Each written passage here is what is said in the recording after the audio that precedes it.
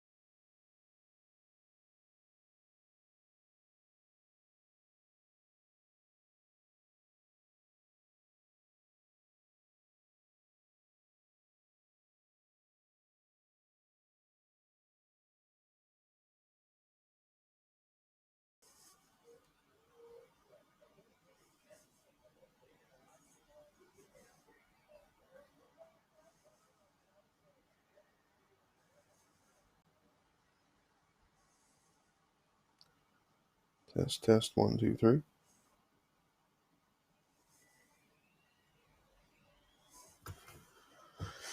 Can you still hear me? Test 1, 2, 3.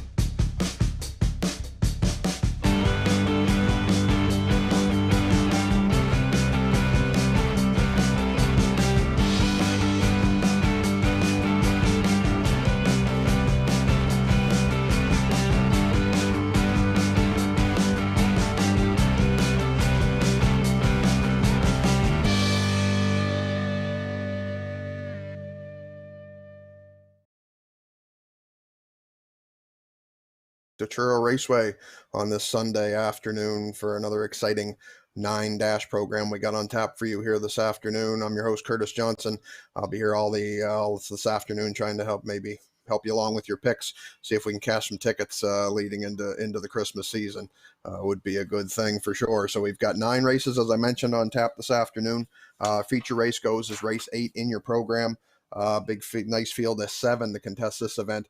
Johnny Walker Deluxe, Lady in Paradise, Well Did, Rusty Riley, American Risk, Denali Sealster, and Little Manny. Of course, they will be coming up in race number 8. Little Manny draws the outside here today, so he's got another test, see if he can put another win on tap for him here this afternoon. We've got all kinds of other action, 8 other races. As I mentioned, a little bit of a pick 5 carryover this afternoon from last week. That comes up starting in race number 3, and then of course first race, it's 12:37 now. First race will be out on track here very shortly, and as soon as they do, we'll be back to take a look at the first race, do a little handicapping, and see if we can start the day off on the right foot.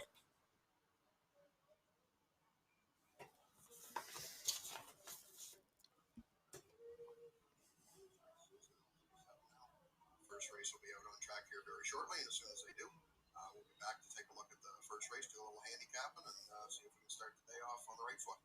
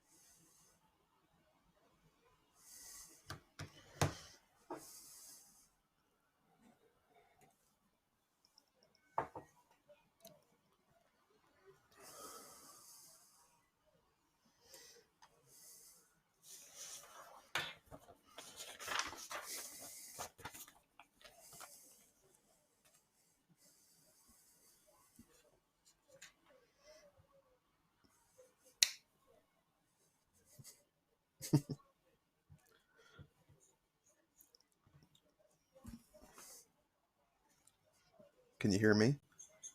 You can?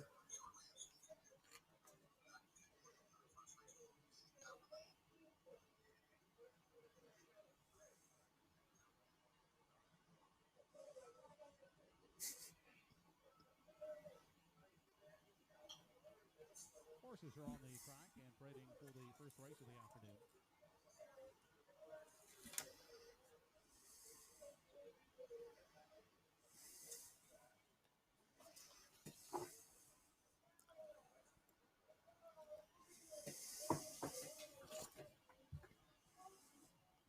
For one in the field is PH Dynamite. Dr. Jim Shy, Stephen Frank drives.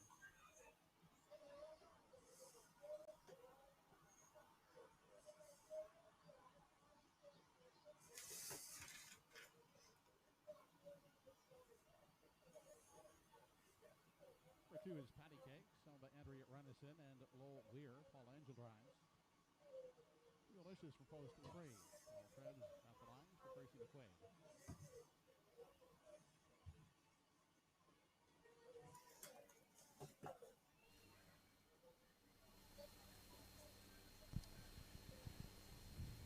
Here's the 5 Phillies boy. Clayton Stevens owns and drives. He shares ownership with Elaine Shortlift. Just coming out of the track is number 4, Coot Cobbler. Over the Autumn Gold Stable, note the driver change to Dave Carey. First time for the first race in less than 5 minutes.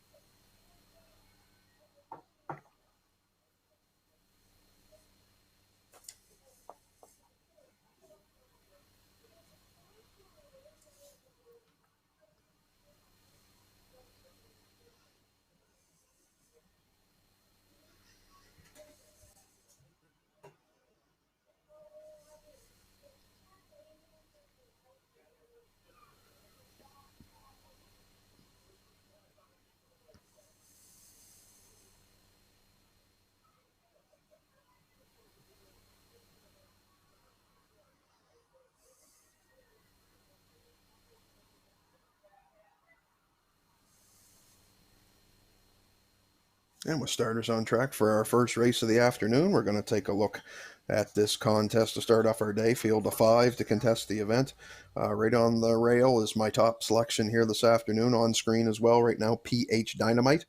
This filly comes in making her second lifetime start here. She raced last week, raced well in a debut, finished second by a length. Paced a mile 2:06 flat. Stephen Treitz was aboard for trainer Trevin Shive. Steve Treitz gets the call here again this afternoon, back with rail control as well. I think you definitely got to like her here this afternoon. Maybe she'll end out the year and get a record before her 2-year-old season ends. Short 2-year-old season ends with only a couple starts. But currently, right now on the board, public likes her as well. She is your even money favorite.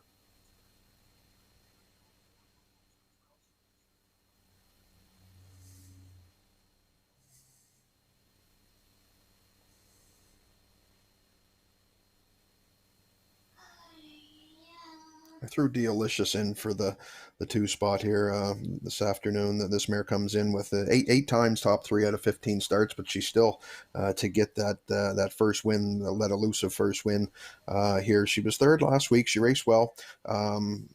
Trainer driver Paul Treves left out with her. She was parked at the quarter in 30 and 3. Had to go to plan B, took her back, moved her again. So she was a couple times used during the mile. Still was able to catch a piece of the ticket, finished third, beat 2.5, 2:06 and 1. Of course, here we shorter horse field today, only 5 in it. If Paul gets her spotted well, I definitely think she could be a major player in this contest, and if things work out for right, maybe she'll get that first win as well before the season's end. And she is currently 7-2 now on the board.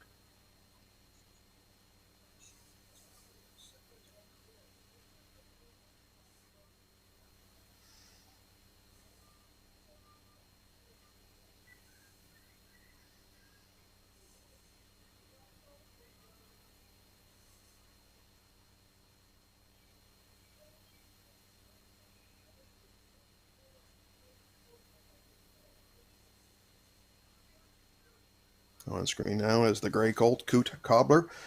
He comes in off of a 4th place finish, most recently at Truro in 2:06 and 1. He was charted.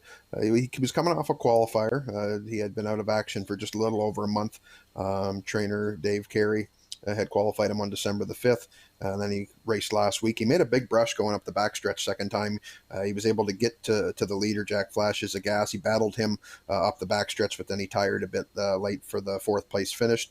Still raced 2:06 and 1, not a bad trip. Back same classification here today. Again, as mentioned, shorter horse field.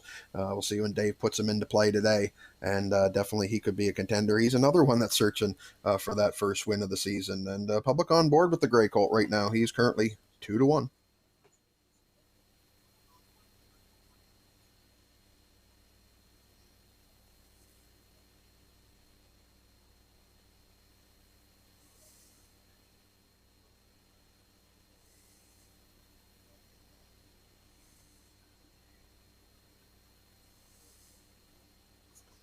On screen now is Philly's Boy. This horse comes in off of a sixth place finish last week for trainer driver Clayton Stevens. Paced a mile 206 and 2. Again, he leaves in the outside of this bunch, probably the value play on the board, but hasn't been beaten. It wasn't only beat 3 lengths last week, so he was still handy. So we'll see what kind of trip Clayton gets mapped out for his charge here this afternoon. But yes, definitely the value play on the board currently at 10-1 as they're getting ready to go to the gate.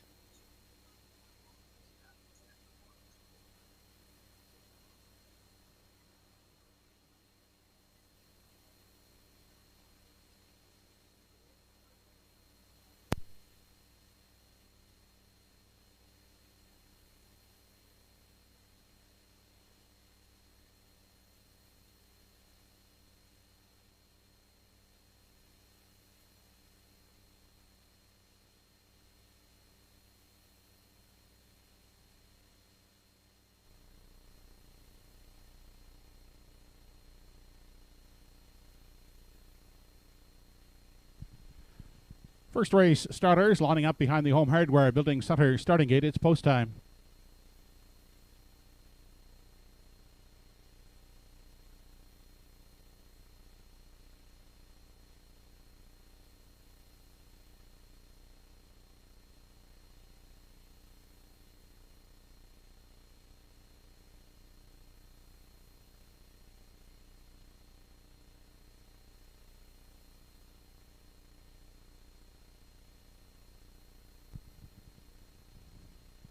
First race of the afternoon, top of the stretch, has PH Dynamite, Patty Cakes, Deolicious, Coot Cobbler, and Philly's Boy.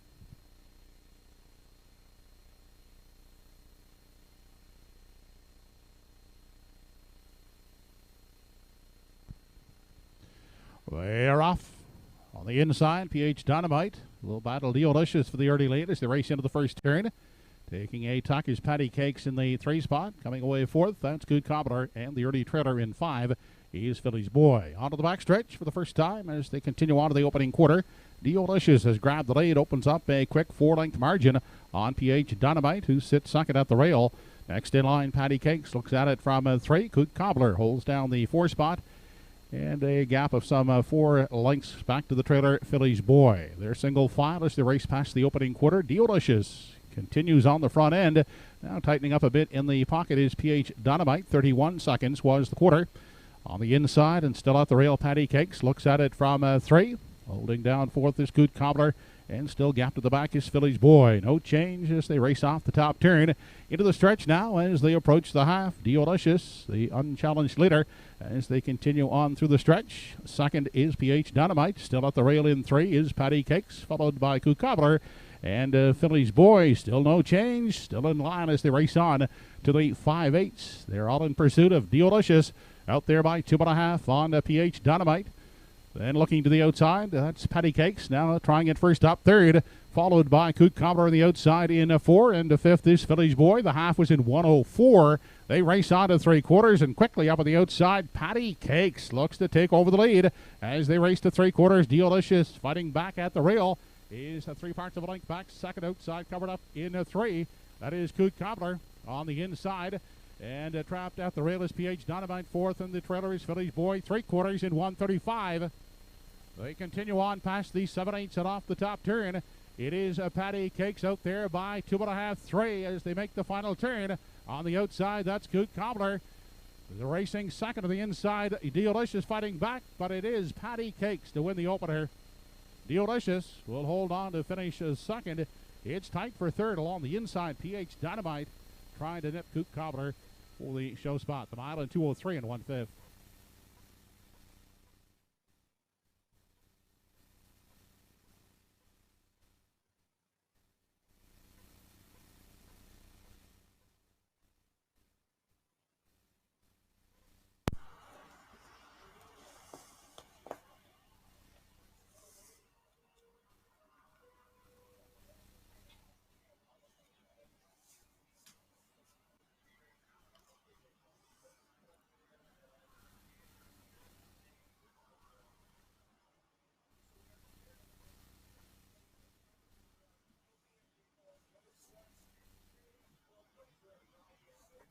And those playing the trainer and driver change angle were rewarded here in race number 1.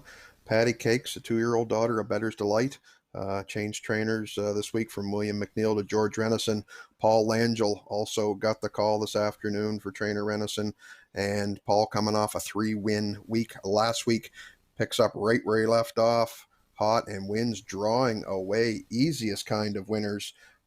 Patty Cake's taken a record 2-0-3-1 today in her 6th career start. Congratulations to the connection. We will see her back in the winner's circle coming up next.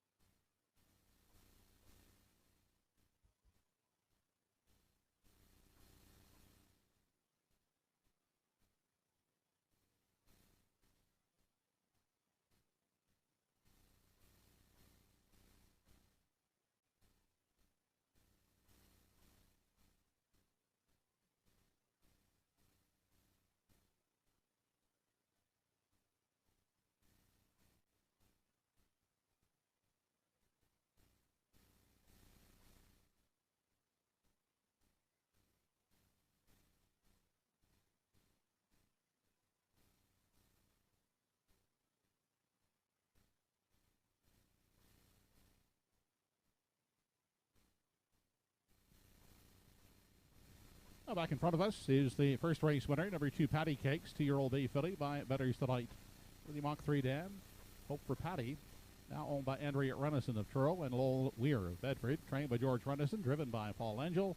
Patty Cakes taking a maiden mark of 2:03 1/5.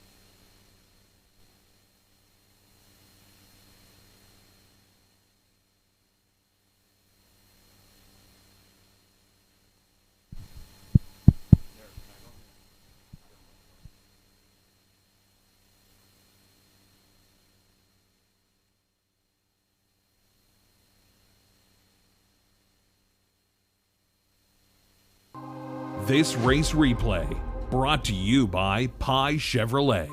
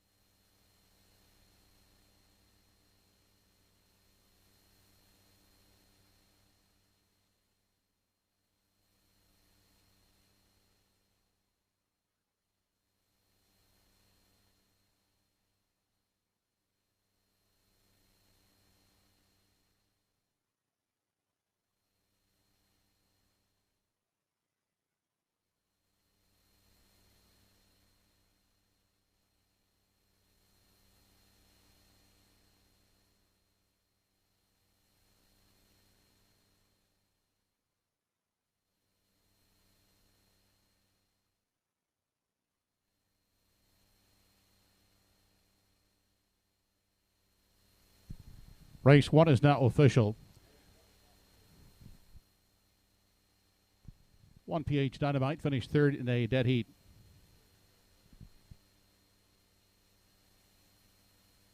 2 Patty Cakes the winner, 3 Deolicious was second, 4 Cook Cobbler third dead heat, and 5 Phillies Boy was fifth.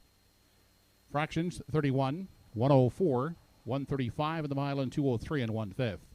From the top, your card is 3 dead heat, 1, 2, 3 dead heat, 5 on the bottom. Triactor in the first race, 2-3-1 combination, 1940, 2-3-4, return 2240. The 2-3 exactor, 2150. Upcoming in races 2 and 3, the early daily double. No changes to report. Post time for the second in 10 minutes.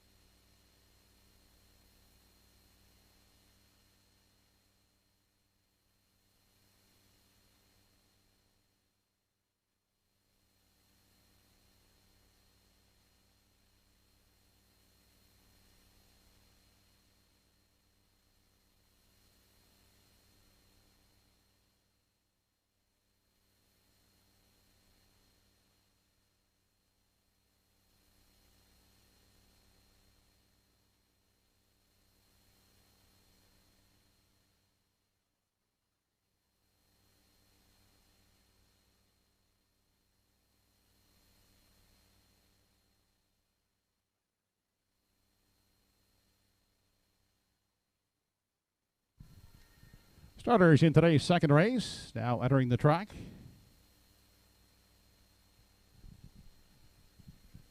Here's the field for the second race. It's a $4,500 claiming event. Number 1 is Bob Johnsky, owned by Katie Murphy. Paul Langell in the driver's seat.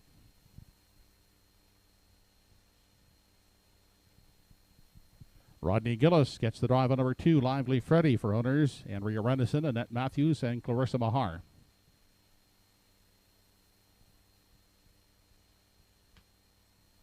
Travis McLean, owner and driver of number 3, Indy Wheelbarrow.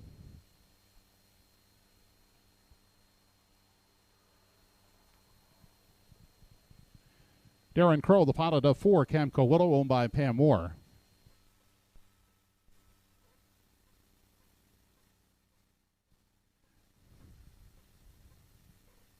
Zachary Landry, Helen Landry, and Chuck O'Connor are the owners. Greg Monroe will drive. Number 5, Don't Stand in My Way. That's the field for the second race, and they'll go behind the gate in 6 minutes.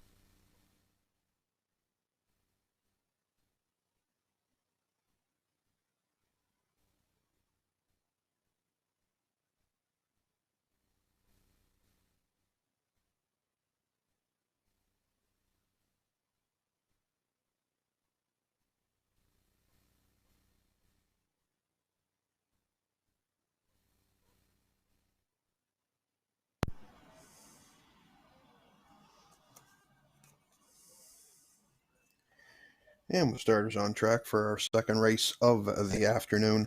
First half of your daily double, we're going to take a look at this contest on screen right now. Top selection, Lively Freddy.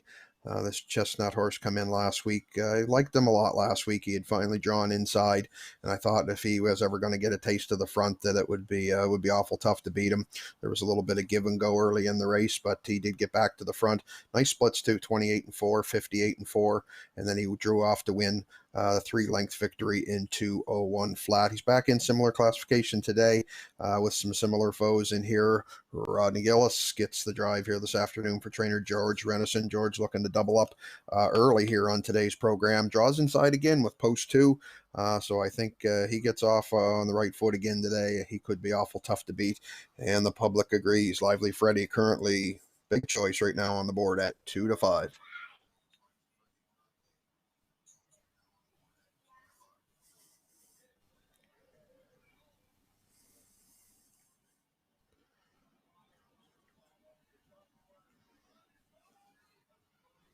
On screen now, Indy Wheelbarrow threw this mare in for second here. Another chestnut in this event. She raced well last week in the race I had mentioned with Lively Freddy. She was the one that finished second to him. They were part of the give and go. She was parked out past the quarter in 28-4, and then was released to the front, and then the retake happened. Sat the 2-hole the rest of the way. Hung on for a good second, 2:01 and 3 in that occasion. This mare's been pretty solid. She's only missed the board once out of her last 7 starts, and she had a string of victories. If you look back there in November, she pretty much ruled the class. And so I think, again, we could be looking at some similar type of recipe. If they bust out, these two could sit 1-2 again today, and I think they could end up finishing the same way. Don't know what the exact would be on the board, but it could be low value. But I like those two. I like the two chestnuts 1-2. She is currently 7-2 on the board.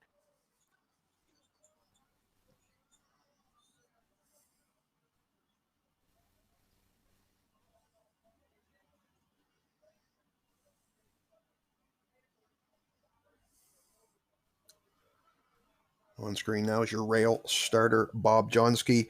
Definitely got the monkey off his back last week. He was searching all year long for the winner's circle, and he finally found it on the 12th day of December last week. Paul Langell drove on that occasion. Paul is again today. Paul's looking for the sweep of the double himself from a driving standpoint. But yeah, he raced really well. Paul had him spotted well, made a big charge up the backstretch second time, and he drew off for the win 2:02 and 4, 30-2 on the end. A little stiffer competition here today, I believe, with the two chestnuts to his outside, but he's got rail control. Paul gets him spotted well.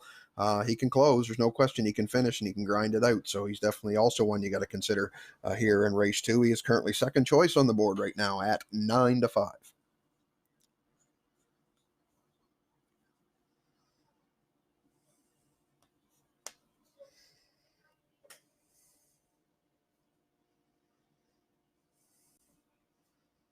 On screen now is your 4-entry Camco Willow. This mare comes in off of a 5th place finish in this class last week, 2:02 and 1. She's 11 times top 3 this year out of 29 starts. Again, with Triple B key to see if she can be a piece of it here today. Like I say, I know a lot of the focus are definitely going to go on those inside 3 horses, but you never know if there's some early battling or something. Maybe she can sneak her way into the ticket late. Darren Crow gets the call for trainer Blair Saunders, and she's definitely the value play on the board, currently 28-1.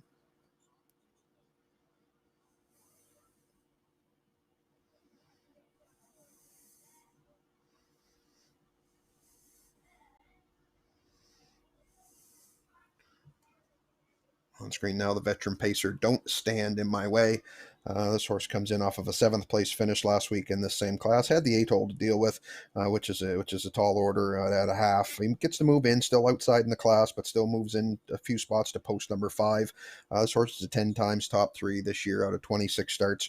Regular pilot Greg Monroe is in the bike for trainer Charles O'Connor, and he's got some decent finishes in there. You see, he was a winner 3 starts back and beat Lively Freddy, and Camco Willow got up for the late victory, so he could be looking for some early action, just like I said Camco Willow was, but definitely another value play on the board, currently 9-1.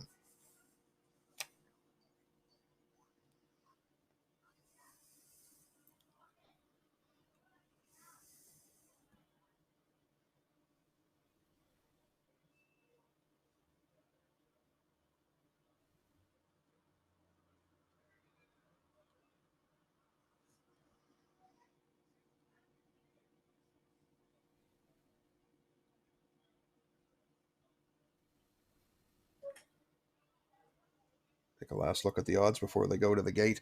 Bob Johnsky, your rail starter, 2-1. Big favorite still, Lively Freddy at 1-4. Indy Wheelbarrow, third choice at 4-1. And your value plays Camco Willow at 20-1.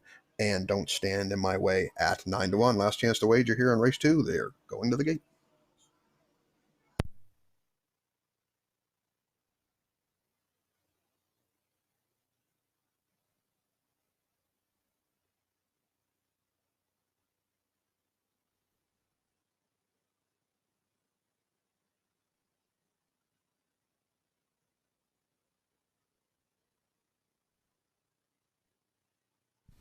Home Hardware Building Center starting gate now moving up for the second race. It's post time.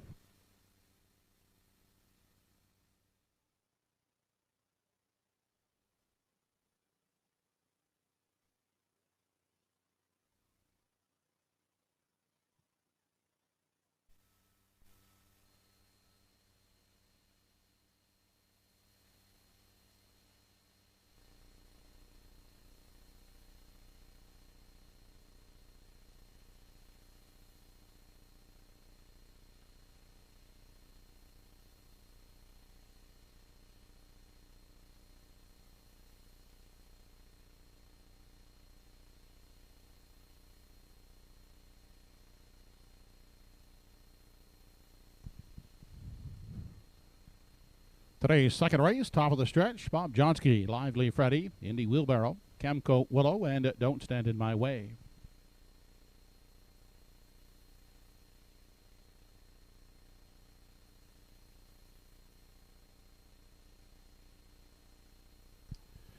They're off and pacing with Bob Johnsky in at the rail, away looking to grab the early lead. Lively Freddy will cross over and grab a seat in the pocket second. Settling in 3, that's Indy Wheelbarrow, followed out by Camco Willow in 4, and Don't Stand in My Way is 5th and trailing. They're in program order 1 through 5 as they continue single file through the backstretch for the first time.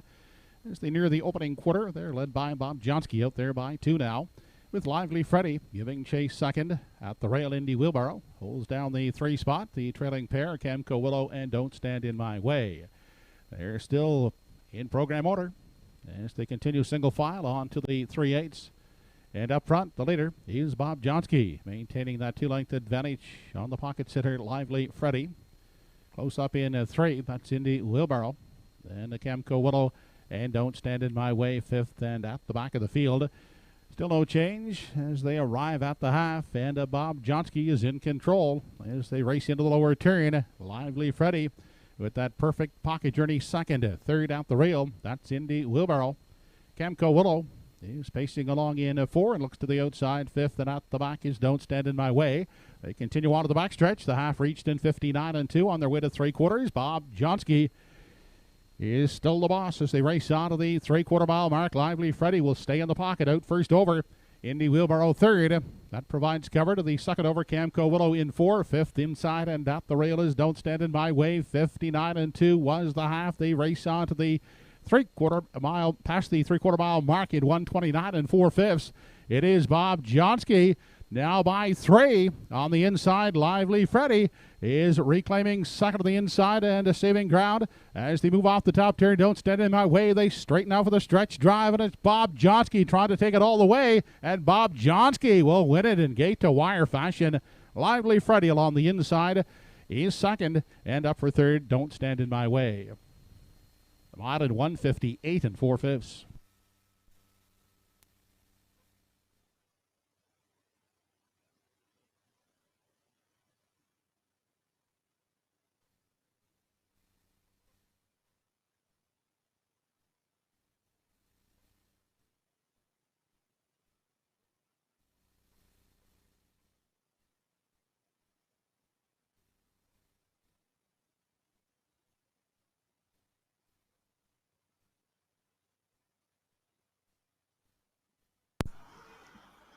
Well, as I mentioned last week a couple times, confidence building wins. It's definitely a thing, ladies and gentlemen. We've seen Bob Johnsky get his first win of the season last week, come right back to get number 2 here today, and did it off the front, uncharacteristic of the son of Western Paradise.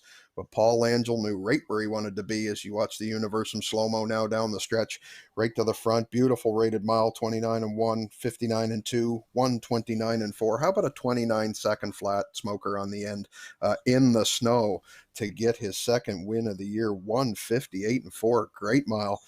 For Bob Johnsky. Congratulations to owner Katie Murphy, trainer Travis Ellis, and the driver Paul Angel sweeps the daily double. We will see them back in the winner's circle coming up next.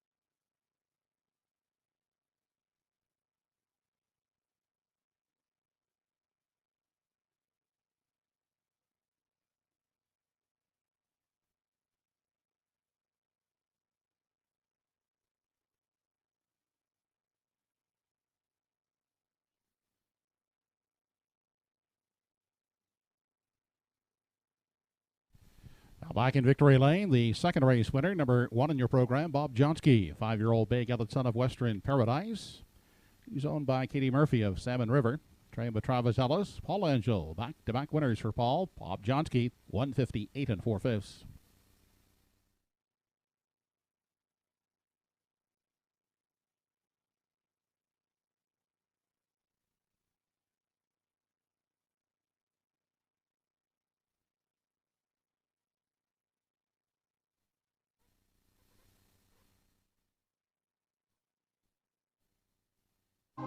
This race replay brought to you by Truro Toyota.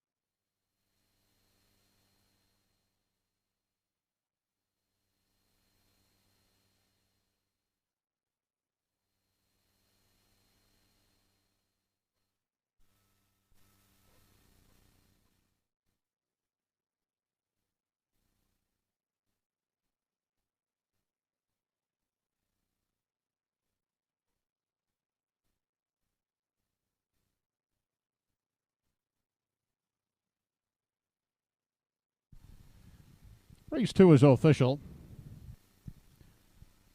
1 Bob Johnsky the winner, 2 Lively Freddy second, 3 Indy Wheelbarrow fourth, 4 Camco Willow fifth, and 5 Don't Stand in My Way third. 29 and 1 was the quarter, the half 59 and 2, 3/4 and 129 and 4, and the mile for Bob Johnsky 158 and 4. From the top, 1, 2, 4, 5, 3. 1, 2, 5 try in race 2, 27.50. 1, 2 exactor, 13.50.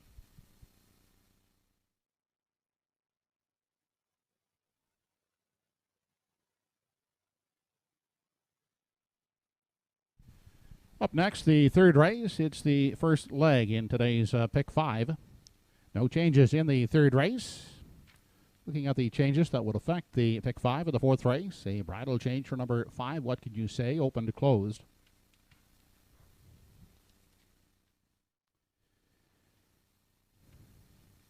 Over in the sixth race, race 6, number 7, Jack Flash is a gas scratched sick. Into the seventh race, the final leg of the Pick 5, number 5, Whistling Cricket. Driver change to Dave Carey. Once again, third race, the first leg of today's Pick 5. There is a slight carryover of $65 in today's Pick 5. Post time for the third in 10 minutes.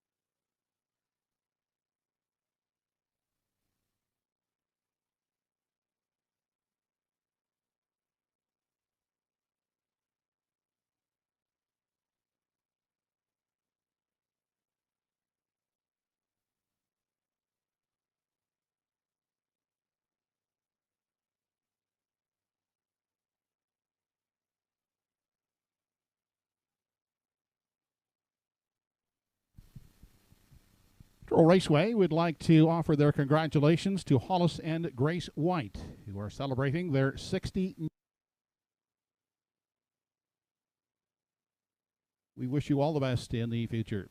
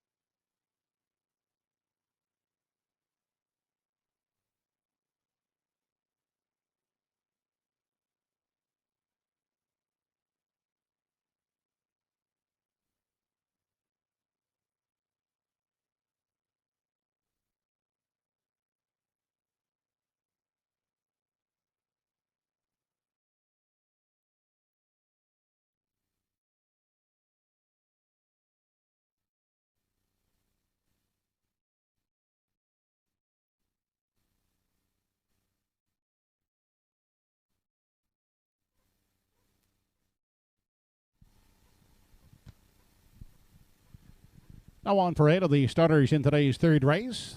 The first leg in today's pick 5. Number 1 is Godrow Machine, owned by Leslie and Linda Parker. Kenny Parker driving.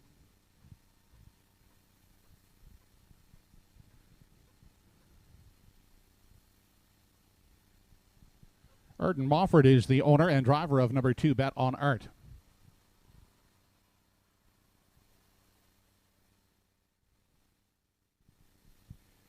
Arlene Gillis and the estate of Freddie Buffett are the owners of number 3, Nay Monster. Greg Monroe in the driver's seat.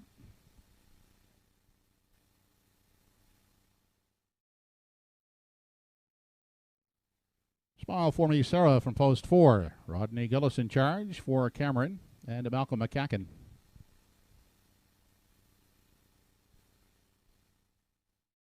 Clayton Stevens, the owner and pilot of number 5, Grin's Little Flirt.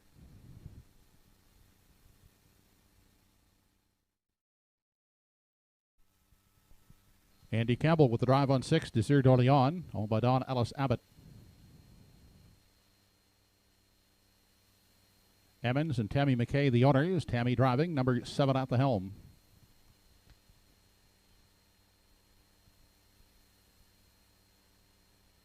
And for post 8, Anna Cicadan, the driver, Robbie Smallwood, is the owner. Post time for the third in 5 minutes.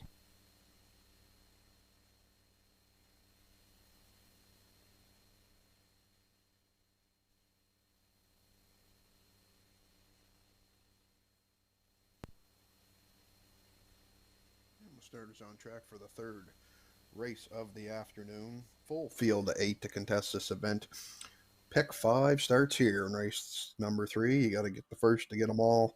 And as Joe had mentioned, a slight carryover in that pick 5 pool. So going to look here. I took a bit of a shot on the right now 7-1 on the board on Desir d'Orleans.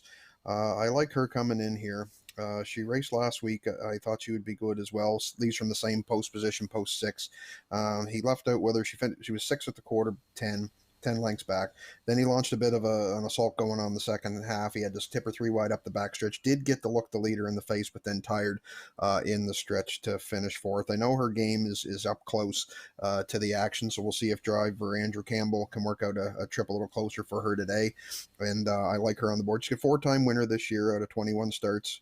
Fastest win was 150, 9 and 3. She does leave from post 6, and once again, she is value play 7-1.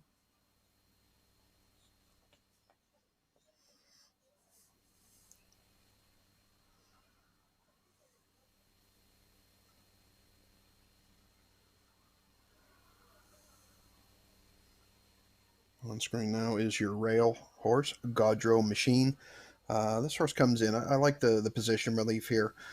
This horse has only drawn one decent draw in his last 6, with being post 3 back on November the 28th. But other than that, he's got a couple of 7 holes, a couple of 5 holes, a 6 hole. So this is one that's just been kind of looking for a draw. Is this 6-year-old daughter of Shanghai Phil? Leslie Parker trains and owns. Kenny Parker, regular pilot, is in the bike today. We'll see if Kenny can get the mare spotted well. And I think if she's sitting handy entering the second half, I think she could be a big threat for the win as well. She's another one that's a value play on the board, 7-1.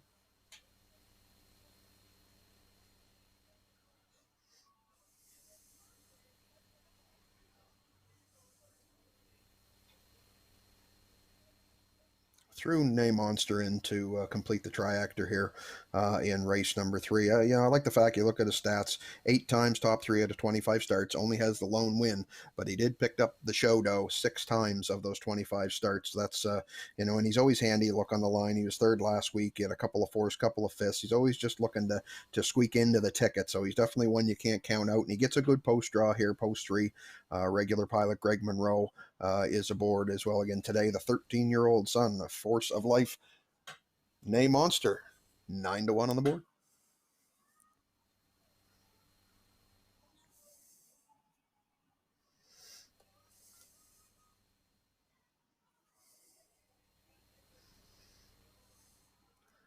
Grin's little flirt on screen right now. Clayton Stevens, trained daughter of Grin from ear to ear. She comes in searching for her first win of the season. She's actually winless in a couple seasons.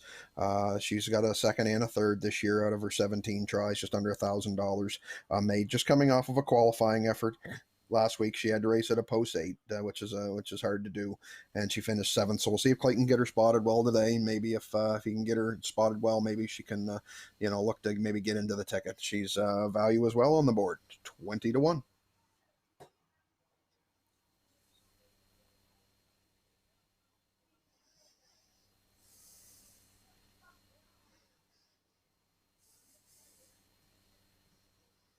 Bet on Art on screen right now. The public's choice, big time favorite at 3-4. Comes off of a 6th place finish last week to Preceptor, 5th Estate, and E.R. Quinn.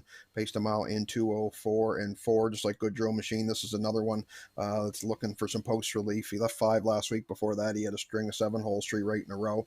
He's got the lone win this year out of 28 starts, but I think if Arden can get his horse spotted well here, I think he could be a major factor, and the public is definitely liking him in the first leg of the pick 5 at 3-4 favorite. Last chance to wager on race 3.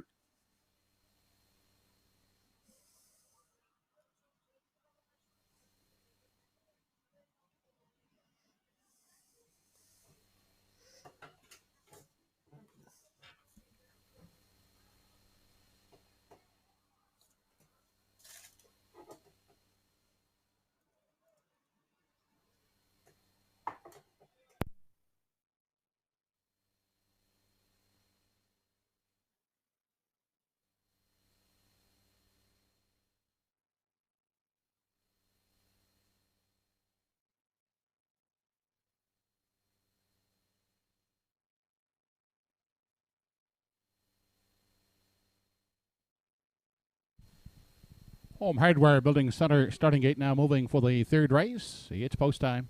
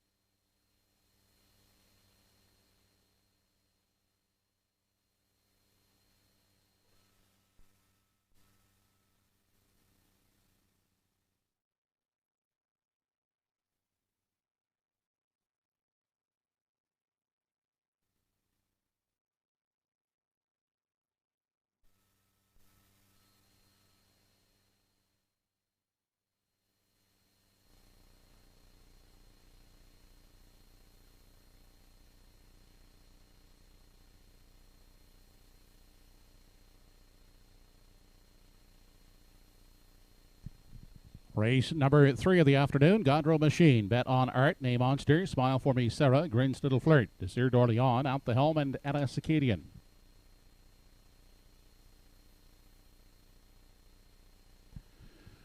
They are off. Godrow Machine using rail advantage to grab the early lane as they race into that first turn on the outside. He's Name Monster second. Inside third is Bet on Art, followed out by Smile for Me Sarah from 4. Fifth along the rail, that's Grins Little Flirt outside, and caught on the limb is Out the Helm in 6, inside 7th. He's Desir d'Orleans, and sitting at the back of the field, that's Ella Acadian. Into the backstretch as they arrive now at the opening quarter. Up front, Godrow Machine shows the way. A length and a quarter is the advantage on Name Monster. Then tied up in 3, that's Bet on Art. Looking at it from 4, that's Smile for Me Sarah. Back at the rail, Grins Little Flirt is pacing in 5, 6th along the rail, Desir d'Orleans. Out the long route is At the Helm in 7, and 8th, and at the back is Ella Acadian. Quarter was paced in 29 seconds flat. They make their way off the top turn into the stretch now as they near the half, and Godrow Machine still in control with Name Monster getting the pocket ride. Out first over comes Bet on Art in 3. Picking up that cover, Smile for Me Sarah on the limb from 4, Grins Little Flirt. The inside is pacing in 5, outside 6th at the helm. Then back to Desir d'Orleans and Ella Acadian. Onto the backstretch, they head for the final time.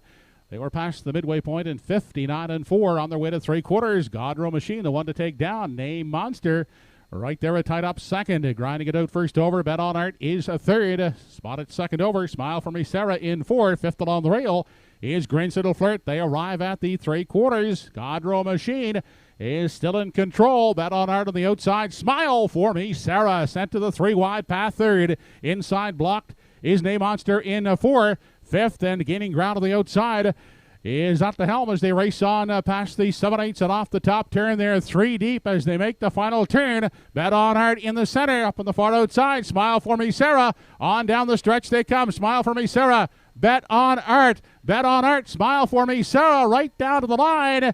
And it is awfully close at the line. Bet on Art looking to hold off Smile for Me Sarah. Those two in a win photo. Mile and 2:02 and 3/5.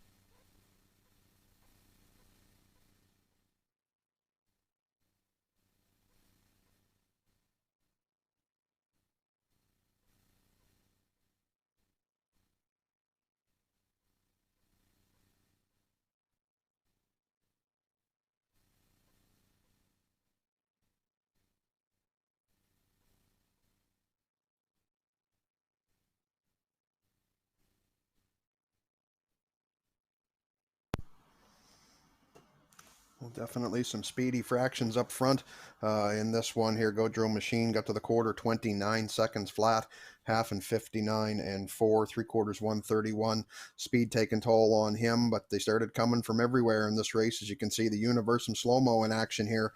Bet on Art kind of made a move, just very slow grind the the outside, going up the backstretch. I kind of thought maybe he had stalled his charge, but then he's right there late. Of course, we see Smile for Me Sarah, Rodney Gillis making the big charge right down to the wire. Bet on Art, Smile for Me Sarah. Who do you like it? Is a tight photo here at the wire. Too tight for me to call. Bet on Art and Smile for Me Sarah. Photo for win. Race number 3.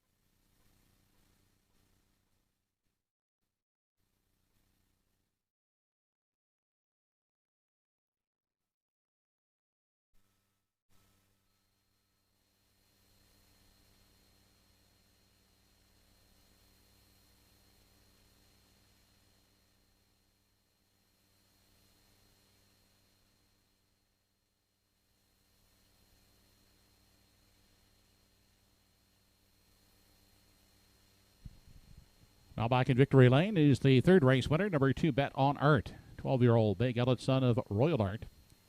Trained by Blair Saunders, owned and driven to victory by Arden Mofford. Bet on Art in 2:02 3/5.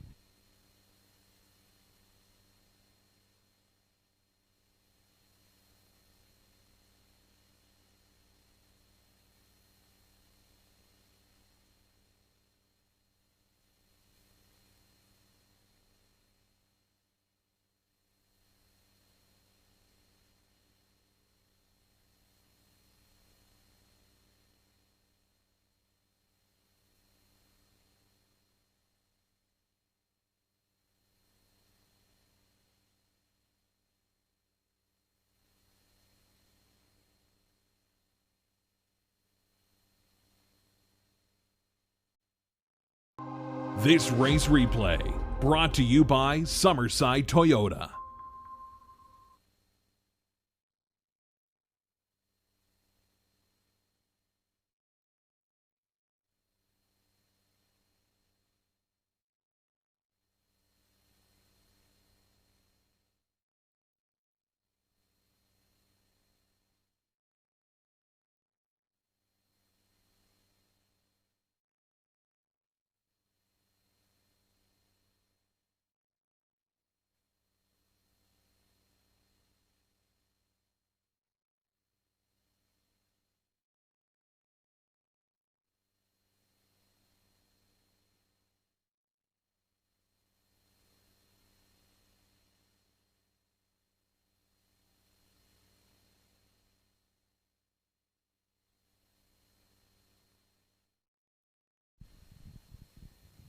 Third race is official. 1 Godrow Machine third, 2 Bet on Art the winner, 3 Nay Monster fourth, 4 Smile for Me Sarah second, 5 Grins Little Flirt seventh, 6 Desir d'Orléans fifth, 7 At the Helm was eighth, 8 NS Acadian sixth. Quarter in 29 seconds, the half 59 and 4, 3/4 in 131, the mile 2:02 3. From the top, 3:14, 2:7, 5:86. Third race Triactor 241 returns 69.90. The 2-4 exactor 35.20. The early double 1-2 combination 28.80.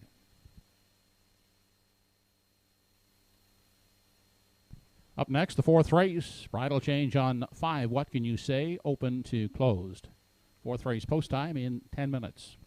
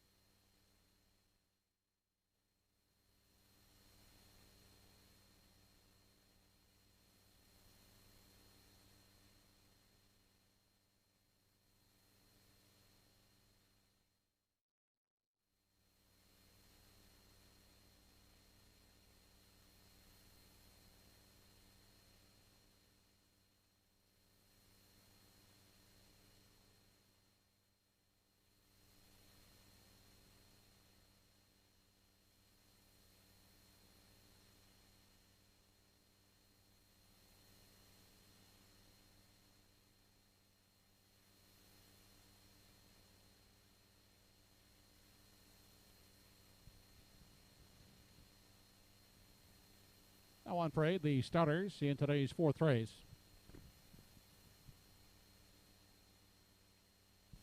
Number 1 is Dinger 2. By Henry Smallwood, Cyril Harvey drives.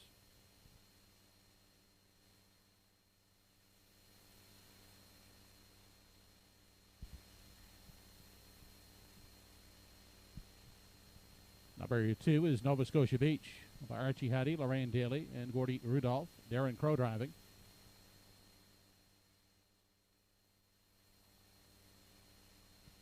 Number 3 is delayed in post parade for Prince Adam, owned and driven by Andy Campbell.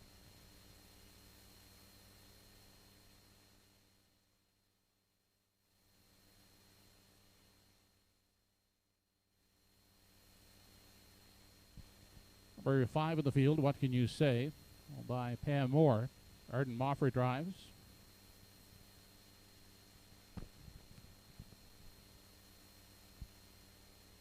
Kirk Perez for the CC Stables with number 6, Mighty Mouse.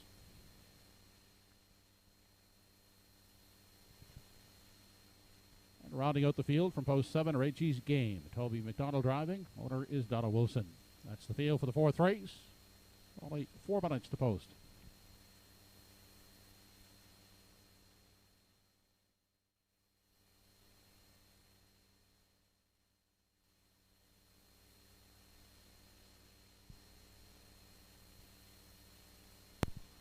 Now coming out of the track is the number 3 entry, Glenview Quintana, by Adam Johnson. Rodney Gillis as the drive.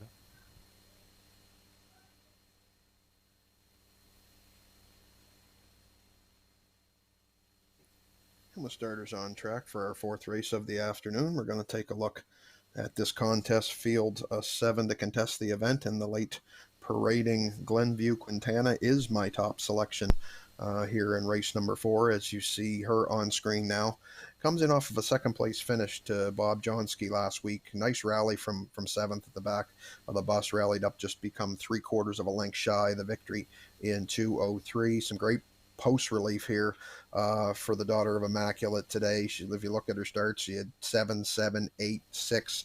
Not a lot of favorable posts in her luck the last few weeks. So she moves into post 3. Rodney Gillis gets the call here this afternoon, as you see her on screen. And I just think if she's in the hunt a little bit earlier today, I think maybe she might be able to close out that win and get her picture taken here this afternoon. She is currently 5-2 on the board.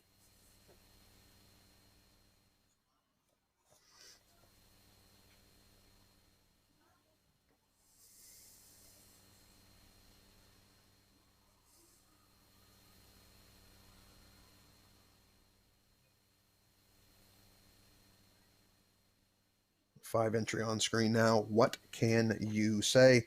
Of course, another Arden Mofford driven, Blair Saunders trained horse. We've seen Arden get up with his horse last race, bet on Art to get the win. He's looking to double up here on today's program thus far with What Can You Say? Grinded out a tough first over trip last week and tired late in the stretch to the 5th place finish in 2:04. But prior to that, he had been top 3, 4 out of 5. If you look, he's got a lot of circles on the page. So this 3-year-old son of Up the Credit, he does a lot of racing in the outer lane. And I think with post 5 again today, I think we'll see Arden get him on the move again in the second half, and we'll see how he can grind out a finish here today. He's 10 times top 3 out of 25 starts this year. 2 wins to his credit, fastest 2:01 and 2 right here in Truro, and he is currently a 9-2 on the board.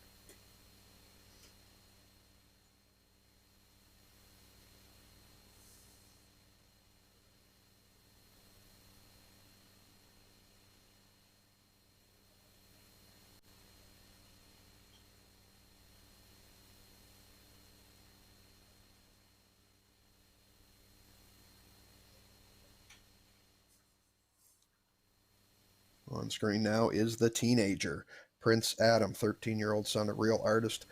Comes into this race off of a 6th place finish last week, 2:02 and 2 on that occasion. Trainer Andrew Campbell. Andrew also drives and owns the veteran pacer. But look for, if he can lug into a decent trip, we could see him brush up to get a piece of it for sure. He's finished top 3 in half of his starts this year. 20 to go back his last time he hit the board was second by a neck on October the 31st to Indy Wheelbarrow in 2:02 flat. So we'll see how Andrew gets his charge spotted today and see if he can get a piece here. He's currently decent odds right now on the board at 5-1.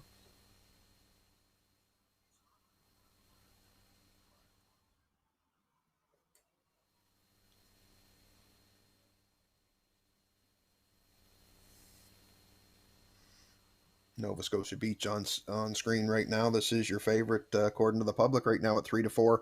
Darren Crow trains and drives a 4-year-old son of some beach somewhere. I think a lot of people are on the angle with this horse drawn inside. That he does his best racing up close to the action, for sure. If you can see, 3 starts back, he went down the road off the rail, just beat ahead in 2:02 and 1. He's got 2 wins to his credit this year out of his 22 starts, 158 and 3. His fastest trip coming in off a scratch, so he's been out of action for a couple weeks. But we'll see if Darren's got him trained up. There's no question that he will probably see him early and often here this afternoon, and he could definitely run for the victory as well. And he's holding steady at the favorite right now at 4-5. Last chance to wager on race 4.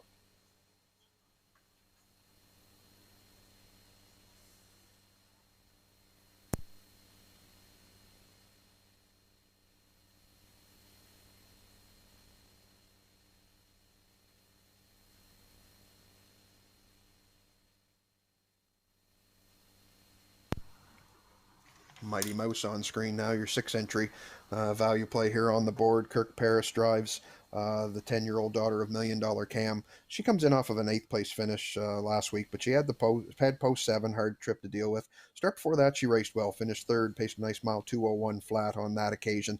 We'll see how Kirk maps out a trip for her today with post 6. We'll see if he can get her spotted well and see if she can make a late run to get into the ticket. As I said, she is a current value play right now on the board at 10-1.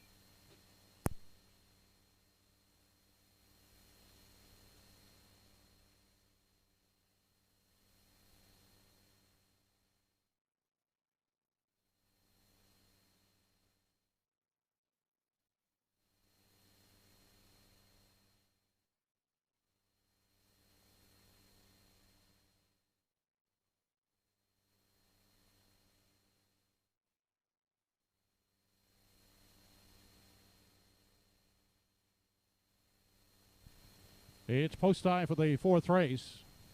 Entries are now lining up behind the Home Hardware Building Center starting gate.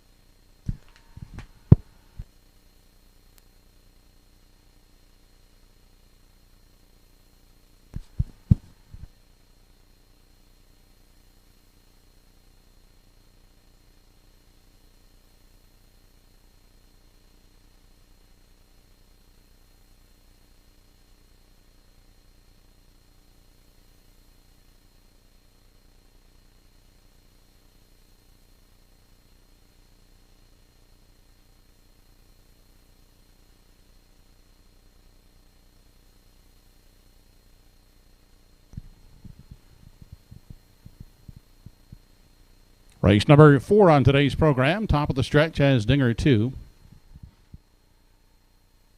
Nova Scotia Beach, Glenview Quintetta, Prince Adam, What Can You Say, Mighty Mouse, and Reggie's Game.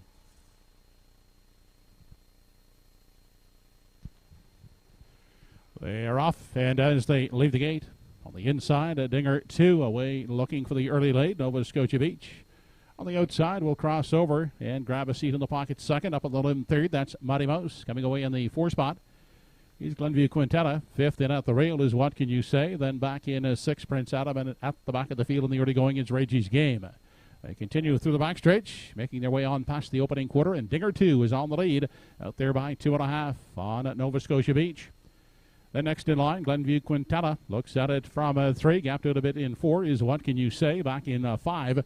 We find a Mighty Mouse. Then Prince Adam has only 1 beaten in the early going. That's Reggie's Game, who sits a gapped out 7th as they make their way off the top turn and into the stretch now as they near the half. 28 and 4 was the opening panel. Up front there, led by Dinger 2. Now looking out of the pocket is Nova Scotia Beach as they make their way past the midway point. Third is Glenview Quintetta. Fourth on the inside for What Can You Say. Tied up in 5 and staying at the rail is Mighty Mouse to the outside. Prince Adam in 6. And Reggie's Game can see them all as they dip into the lower turn. On their way now to the 5/8 out of the pocket. Nova Scotia Beach up to engage Dinger 2 as they continue into the back straights for the final time. Right on the back of Nova Scotia Beach, that's Glenview Quintetta moving up into second, dropping back. Dinger 2 is now third on their way to the 3/4. 59 seconds flat was the half. Glenview Quintetta on the outside and looking to go on by Nova Scotia Beach as they arrive at 3/4. Then back in 3. That's What Can You Say. They race on now to the 7/8, and Glenview Quintetta has taken over, opening up now by 2.5, 3. Nova Scotia Beach trying to hold on second. On the inside, What Can You Say is racing a third. Then Prince Adam is the fourth one. They make the final turn, 3/4 in 1, 29 and 4. It's all Glenview Quintetta opening up to win the fourth race easily here. It is all Glenview Quintetta. The battle for the place spot, that will go to What Can You Say, tight for third. That's between Nova Scotia Beach and Mighty Mouse, a show photo. Modern 159 and 4/5.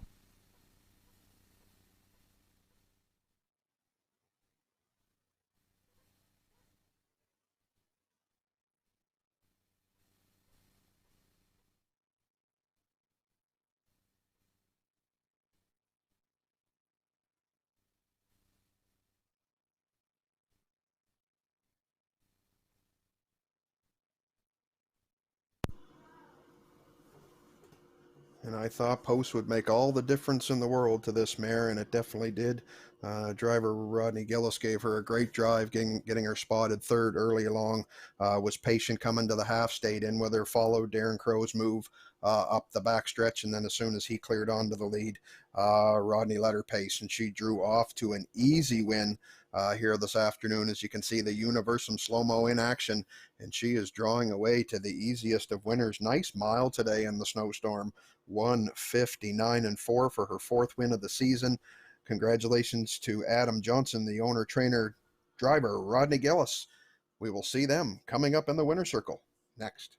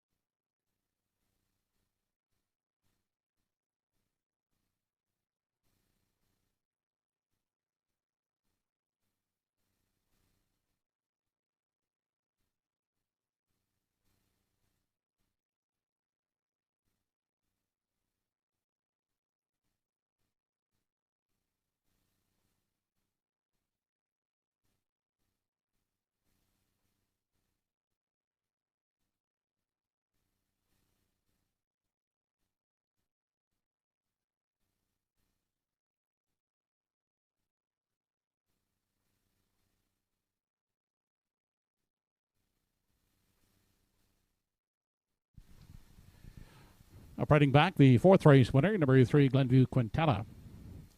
5-year-old mare by Immaculate out of the Aces and Sevens Dam. Bring it on home. Owned, trained, and bred by Adam Johnson of Upper Brookside. Rodney Gillis with the catch-driving victory. Glenview Quintetta in 159 and 4/5.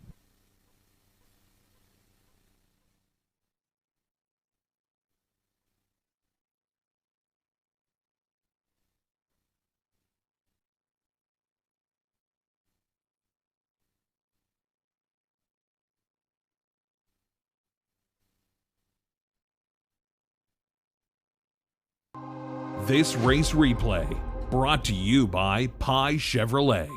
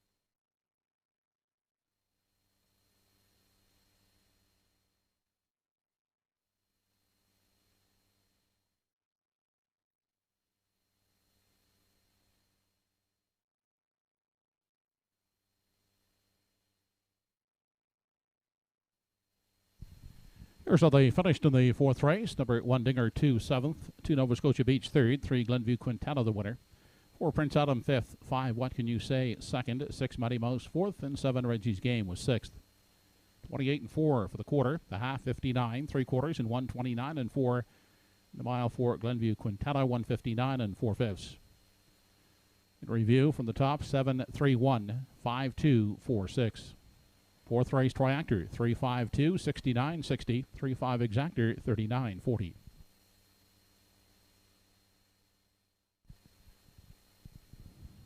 Upcoming in the fifth race, no changes to report in race 5. They'll go behind the gate in 10 minutes.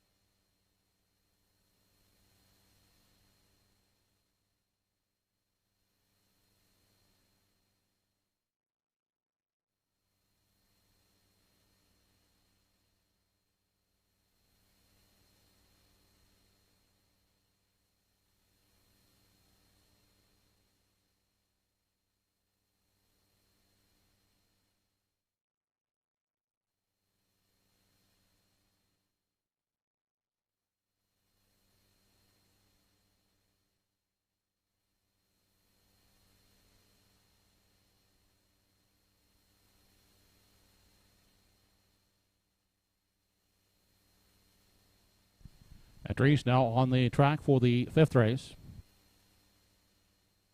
Here's the field. Number 1 is Harry G, owned by Christina Gillis. Ernie Laughlin will drive.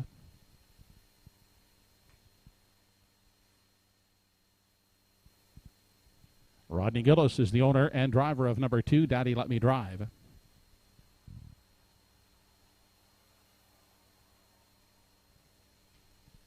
Dr. Trevin Shive and John Philpott are the owners of number 3, Mr. John. Stephen Treitz aboard.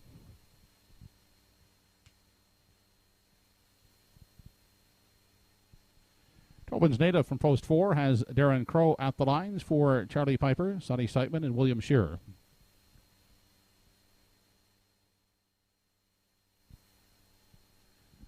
Number 5 is Gia Diamond, by Donna Wilson with Toby McDonald aboard.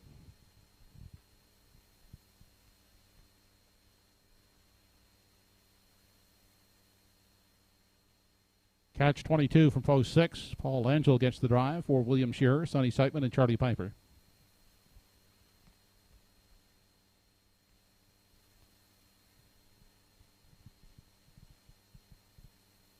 And the final entry in the field is number 7, Good Friday 3, Andy Campbell for Debbie Ellis. Post time for the 5th in 5 minutes.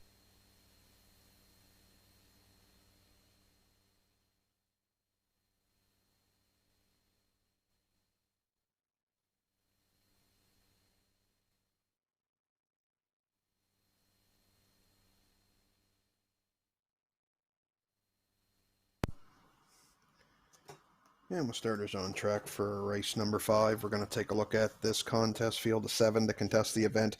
I think we're in for a treat here. Nice class of horses here for sure in race number 5. On top, right now on screen rather, is my top selection, Harry G. This horse comes in off of a 4th place finish most recently here in Truro last week. Paced him out 2 minutes and 3/5. Lady in Paradise, Catch 22, Gia Diamond were the top 3. It was the Pacers' first start in almost a month, so I think it was, had the outside draw, so we're going to give him a good drive, kept him covered up, brushed him home. Comes back in on the weekly schedule today and has rail control, so I think we're going to see all systems a go today for sure on Harry G. I used him on top of my selections here in race number 5, and geez, some nice odds on the board, better than a value play right now, 13-1.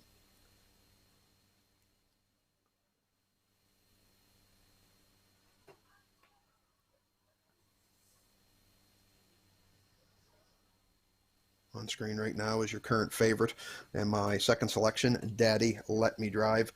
This horse comes in off of a 4th place finish most recently at Truro last week. Been racing the top bunch, a little bit of class relief here today for the horse, so I think it's a big angle everybody's on today for sure. He comes in, he's 9-time winner this year out of 33 starts. Fastest trip was in Charlottetown, 155-1.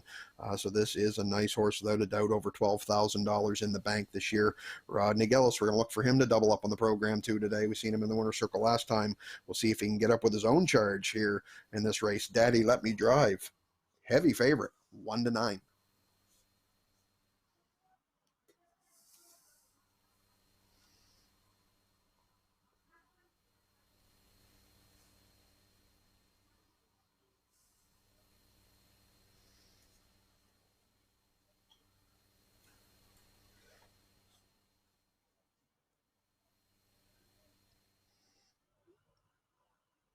On screen now, my third selection, Good Friday 3. This horse comes in off of a 7th place finish in top class event last week. He got parked out, roughed up pretty good last week, 28-2, half and 57-2. I mean, you look at the lines on this fella, he's gone some rough trips as of late.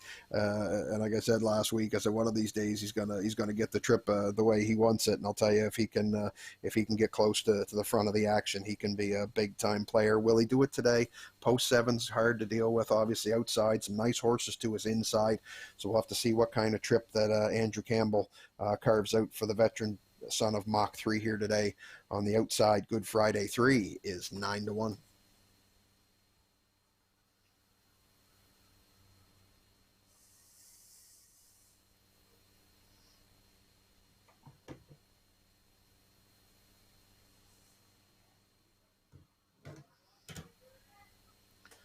On screen now is your 3 entry, Mr. John. Comes in off of a break last time out, had qualified in Truro on the 28th of November. Nice qualifier, 2:01-4. And trainer Chevin Shive drove him last week, just wasn't able to get him. He broke behind the gate, he got him set, and then he ended up breaking again, coming to the half. So we'll see if trainer Shive's got things worked out with him today. Gives the lines to Stephen Trites. Obviously, we've seen the Shive Trites connection in the past, when lots of races, usually Todd, but brother Stephen is in the bike today on Mr. John. If you look down at some of those lines, I mean, he's a winner this year in Georgian in 153-2, so there's no question the talent is there on the Son of Shadow Play, just whether he can mind his manners, and then we'll see what happens after that. So he is currently, right now, 7-1.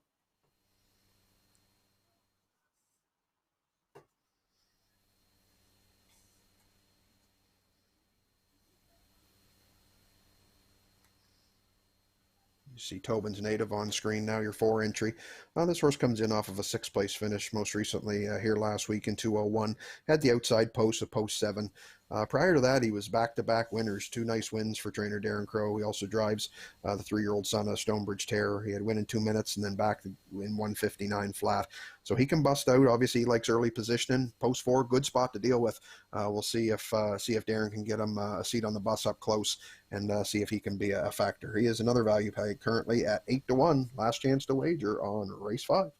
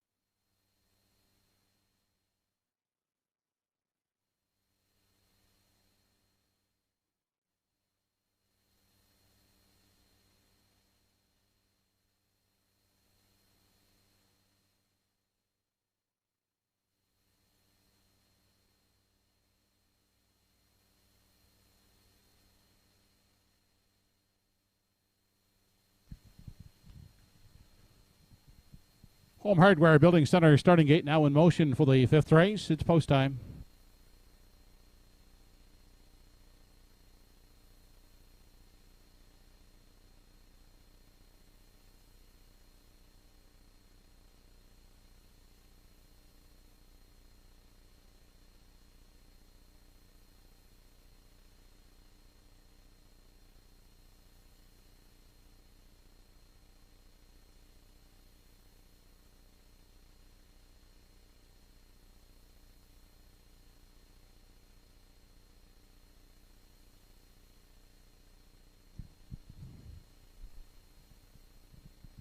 Fifth race on the program, Harry G. Daddy Let Me Drive, Mr. John, Tobin's Native, Gia Diamond, Catch 22, and Good Friday 3.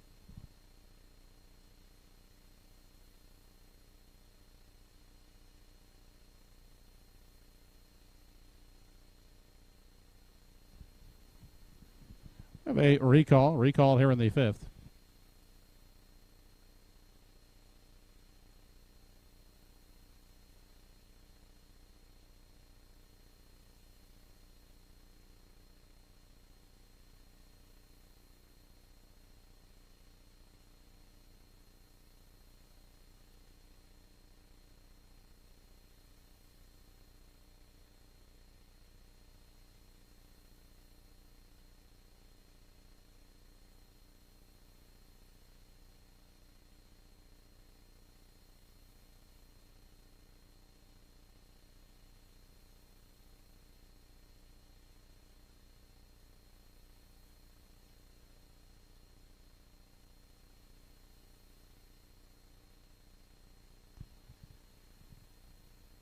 Fifth race recall, charge to number 7, Good Friday 3.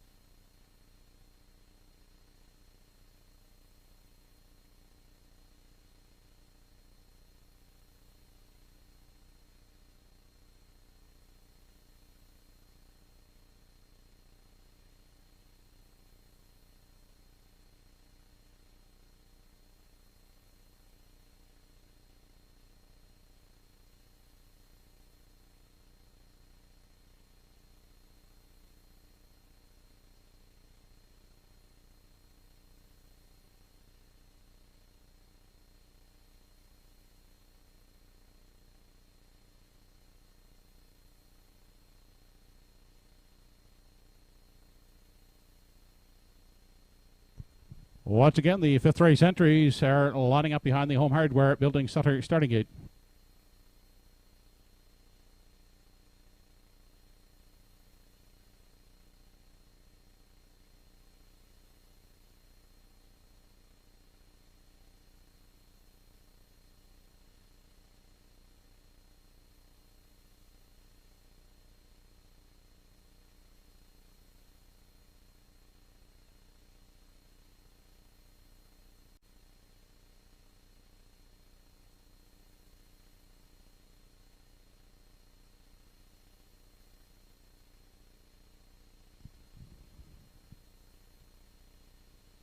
Top of the lane, fifth race, Harry G. Daddy Let Me Drive, Mr. John, Tobin's Native, Gia Diamond, Catch 22, and Good Friday 3.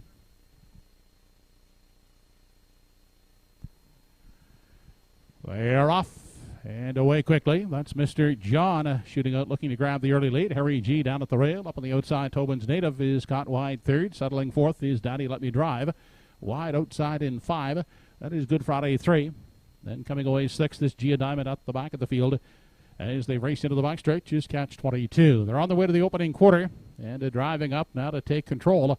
That is Mr. John grabbing the lead from Harry G. Parked out and driving up third is Good Friday 3. And at the rail is Daddy Let Me Drive holding down the 4 spot. Gia Diamond next in line from 5. Tobin's Native has found a spot in 6 and at the back in 7. As they make their way past the 3/8 is Catch 22. Opening quarter, 28 seconds flat. They move off the top turn into the stretch now as they approach the half. Mr. John being pressured by the parked out Good Friday 3 as they race in front of us for the first time. In the pocket, Harry G getting the trip in 3. Out second over now. Here comes Daddy Let Me Drive on the outside. Then next in line from 5, that's Gia Diamond. Back to Tobin's Native and Catch 22 still sits at the back. Onto the 5/8 they head. The half in a brisk 56-2 on their way to 3/4. Mr. John setting some hot fractions as they race onto the 3/4. The perfect journey to Harry G, who now reclaims second, dropping back. A tired Good Friday 3 is third. 3 high. Here comes Daddy Let Me Drive. Now taking aim as they race past the 3/4.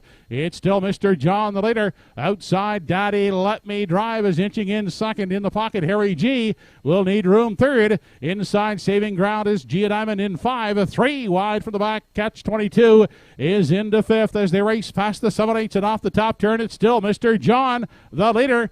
As they make the final turn on the outside, Daddy Let Me Drive. Into the passing lane goes Harry G on through the stretch. Harry G down to the passing lane. Outside, Daddy Let Me Drive. Harry G, Daddy Let Me Drive. Harry G and Daddy Let Me Drive. Those two in a win photo. Closing up is Gia Diamond to catch the show spot. Modern 157 2/5.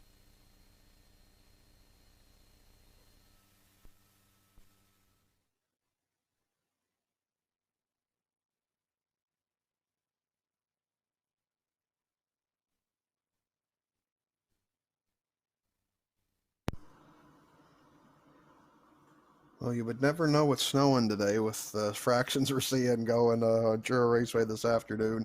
Big time fractions, 28 seconds flat, 56-2, 3/4 in 1:26. Obviously taking the toll on Mr. John, who was setting the fractions, and then Harry G and Daddy Let Me Drive were right ready to pounce on the tired leader coming for home. One to the inside, one to the outside, as you see the Universal Media slow-mo right now as they're getting down the home stretch. Definitely going to be tight on the wire. Harry G and Daddy Let Me Drive. It appears as though Gia Diamond may have got up for the show photo. Tight to call here on the wire again. Another tight finish. 1:57-2. Congratulations to whoever's the winner. Race number 5. We will see them next.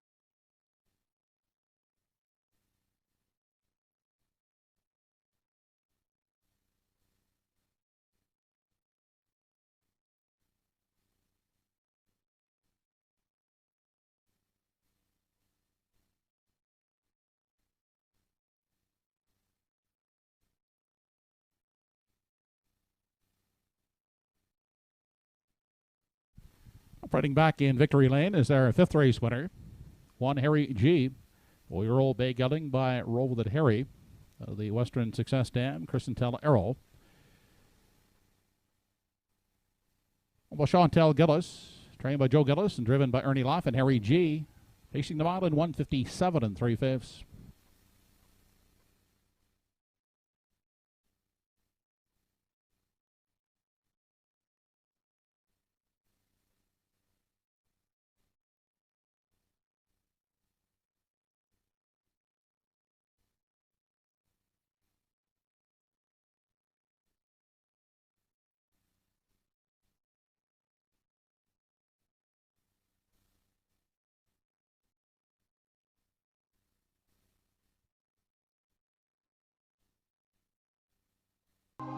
This race replay brought to you by Pie Chevrolet.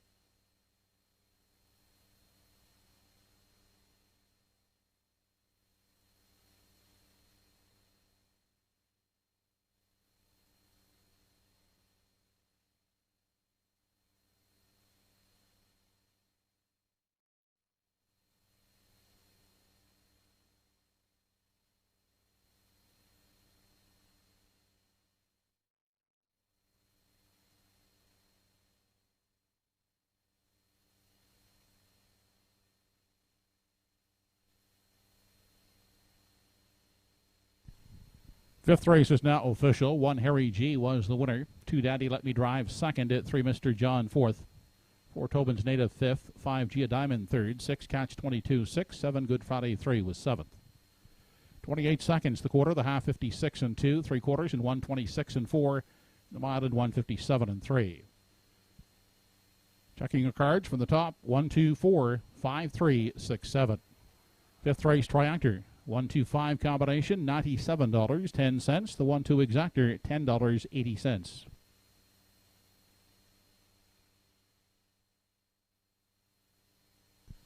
Up next in race 6, scratched sick is number 7, Jack Flash is a gas. Post time for race 6 in less than 10 minutes.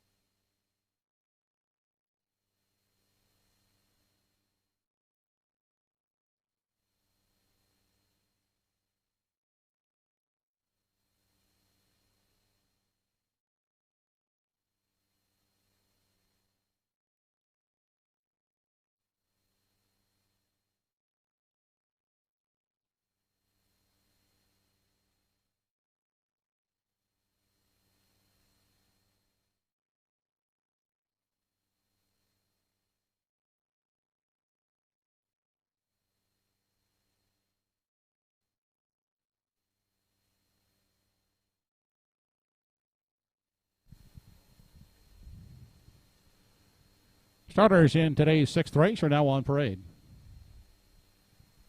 Introducing the field, number 1 is Pride of Paradise, owned and driven by Robbie Smallwood. Co-owner is Cyril Harvey.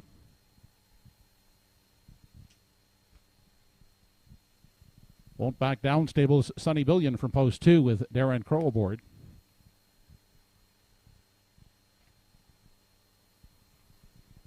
Number 3 is Salzburg Flicka, owned by Tracy McQuaid. Paul Trevs in tow.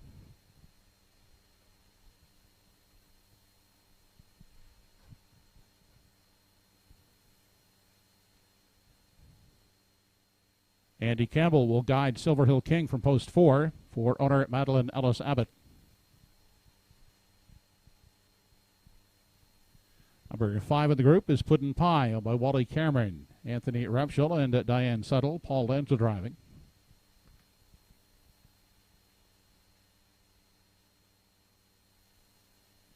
E.R. Quinn from post 6 is owned and driven by Kirk Paris.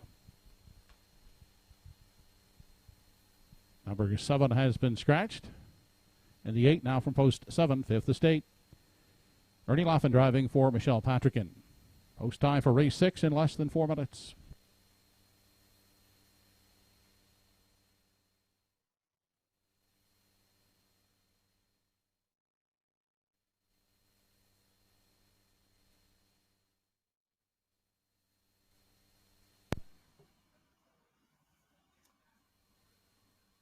And with starters on track for the 6th race of the afternoon, we're going to take a look at this contest. Scratched down to a field of 7 with Jack Flashes of Gas, the 7 being scratched.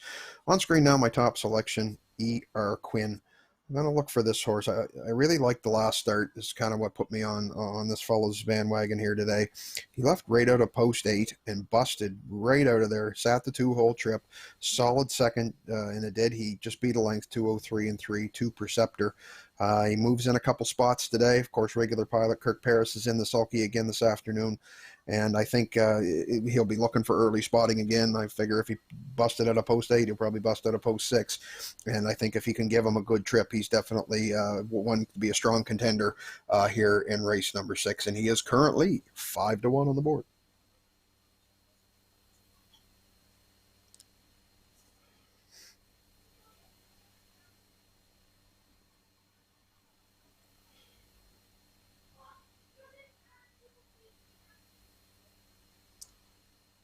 On screen now is Fifth Estate.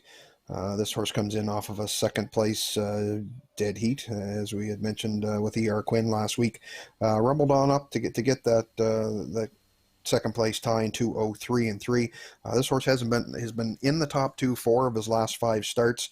He's racing really solid right now for trainer driver Ernie Laffin. He's 12 times top 3 this year out of his 24 starts, 2 wins, 8 runner-ups. He likes that runner-up spot. If he can grind into it, he's gonna have to. He moves in a spot. He did have post 8. Now he's got post 7. The assignment doesn't get a whole lot easier. But this is kind of a grinder. This 3-year-old son of country estate. He if you look a lot of circles on the page, the dust settles, and then Ernie gets him out and rolling. So I think we'll definitely see him in the outer lane today, launching a challenge on the back half. But definitely, if he gets some speedy fractions up front, there's no question that he could be a major player in here. Fifth Estate right now, 9-5.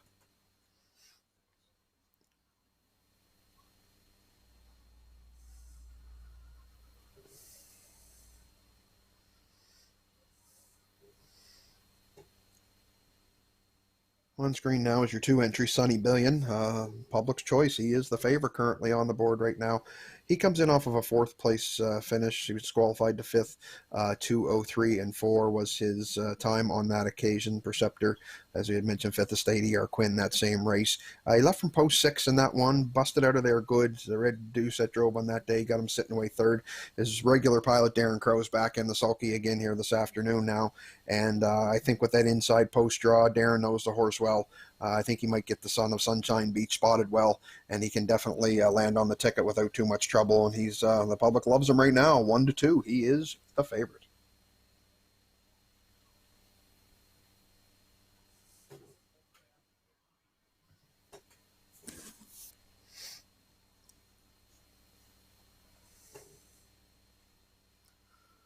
some good value on the board if you're looking anywhere but Sunny Billion. And here's one right here, your rail starter, big odds of 56 to 1 and Pride of Paradise.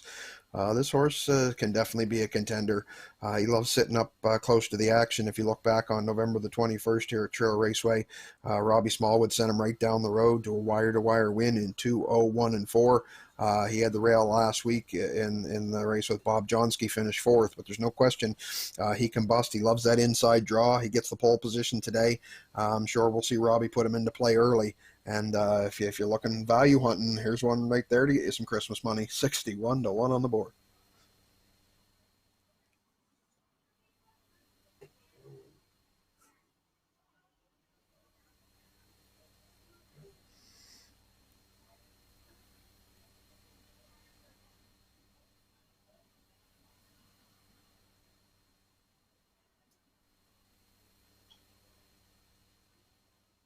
On screen now is your 4-entry Silver Hill King. He comes in off of a 6th place finish last week, 2:04. He's a 9-time top 3 out of 22 starts this year. He's got the lone win right here in Truro, 159 flat on that occasion. Don Ellis trains the 7-year-old son of Proven Lover. I think he's another one that's got he's definitely got some gate speed, and he can bust out of there. As you can see, his 2nd and 3rd start down, Andrew Campbell had him sitting 2nd right to the quarter in 28 and 4, another time 29 and 3. Andrew drives him again here this afternoon, so expect to see him busting the gate early as well.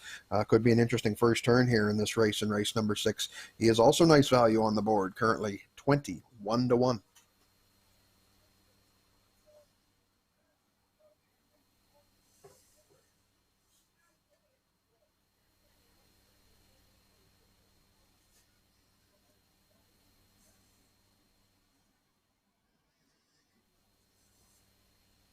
Starters are getting close to moving in. Last chance to wager here now in race number 6 on screen. Puddin' Pie.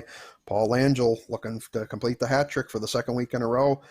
He went with this horse a couple starts ago in 2:02 and 3. We'll see if he can get a position spotted out for him here as well to be a contender. 7 to 1 on the board as they're moving in behind the gate. Race 6.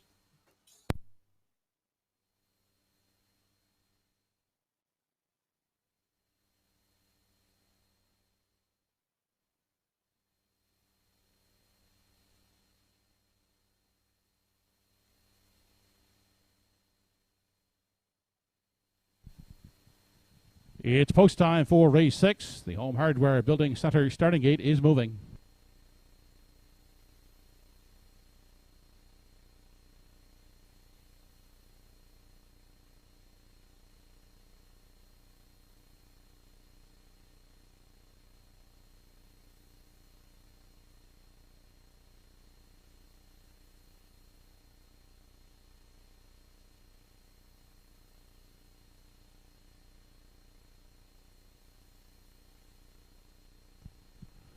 Race number 6 on today's program has Pride of Paradise, Sunny Billion, Salzburg Flicka, Silver Hill King, Puddin' Pie, E.R. Quinn, and 5th Estate.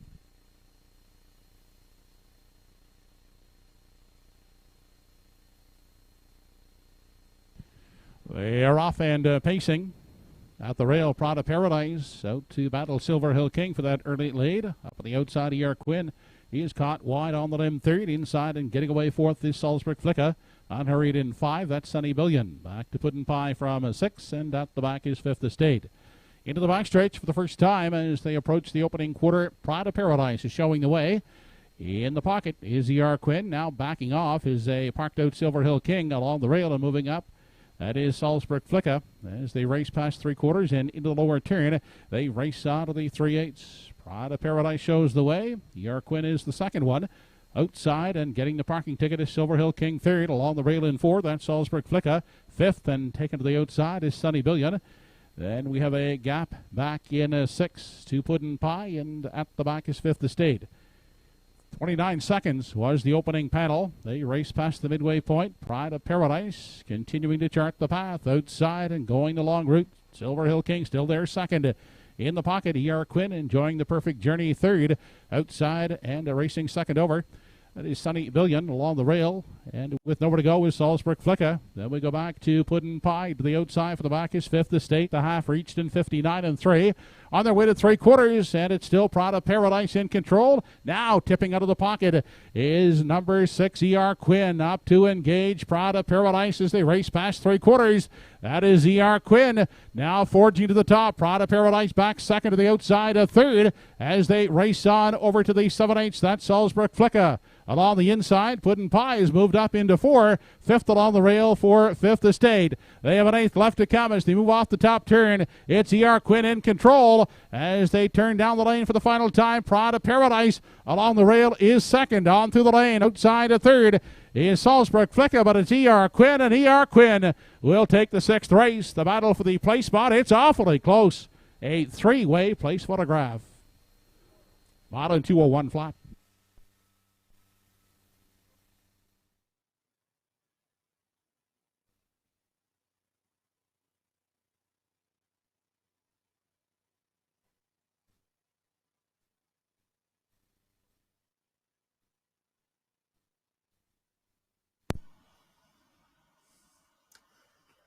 And I just had to pick this fella off that trip last week out of the 8-hole.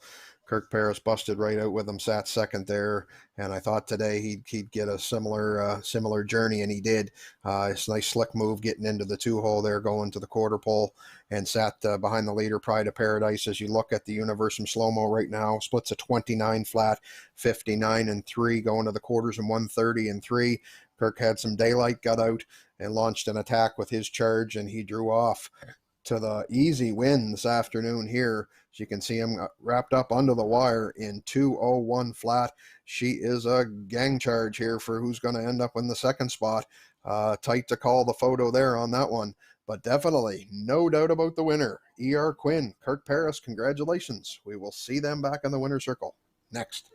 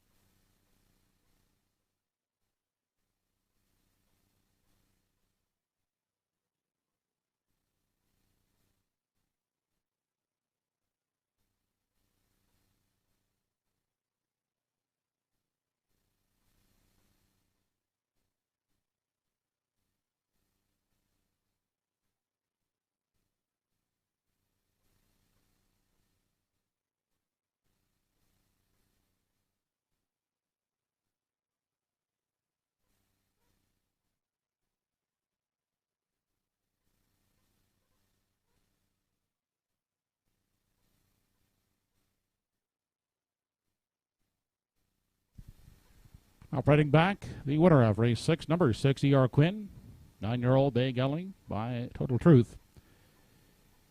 Trained by Chris Coven, is owned and driven to victory by Kirk Paris. ER Quinn taking the 6th race in 2:01 flat.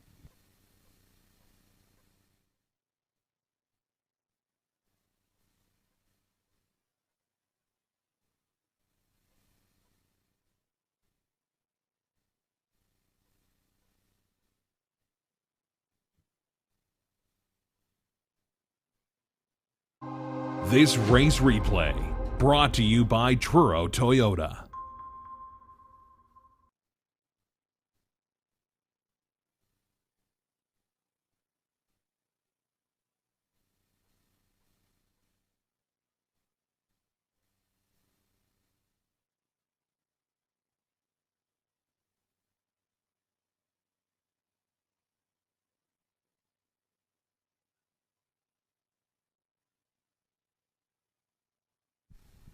Here's how they finished in race 6. Number 1, Prada Paradise 4th, 2, Sunny Billion 6th, 3, Salzburg Flicka was 2nd, 4, Silver Hill King 7th, 5, Puddin' Pie 5th, 6, ER Quinn the winner, 7 was scratched, 8, Fifth Estate 3rd. Quarter was 29 seconds, the half 59 and 3. 3/4 in 1:30 and 3 in the mile in 2:01. From the top down, your program should read 4-6-2, 7-5, 1 scratched, 3 on the bottom. Triactor in race 6, $1.638 combination, $351.50. The $1.63 exactor, $67.95.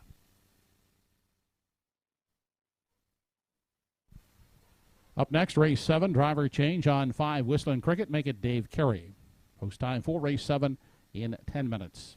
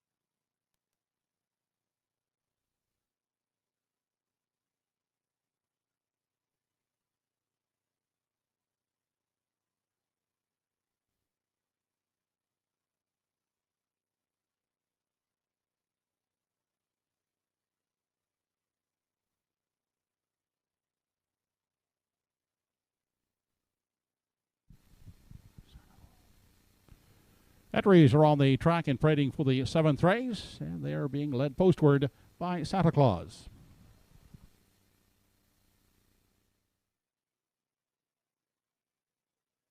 Here's the field. Number 1, Arizona Bucks, owned by Roseanne Langell, Paul Langell driving.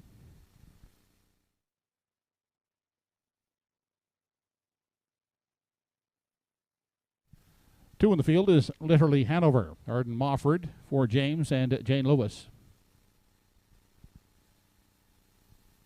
The Pollies, Doug Jr. and Sr., the owners of 3 Brookdale Jim, Bernard McCollum drives.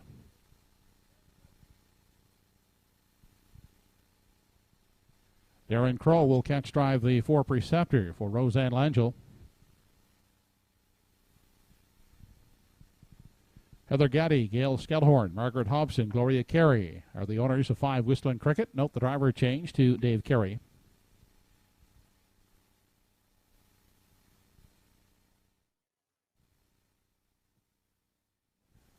Ernie Laughlin for Gordy McKay with number 6, Go With It. post 7, Lucy with Diamonds has Robbie Smallwood at the controls for Cyril Harvey.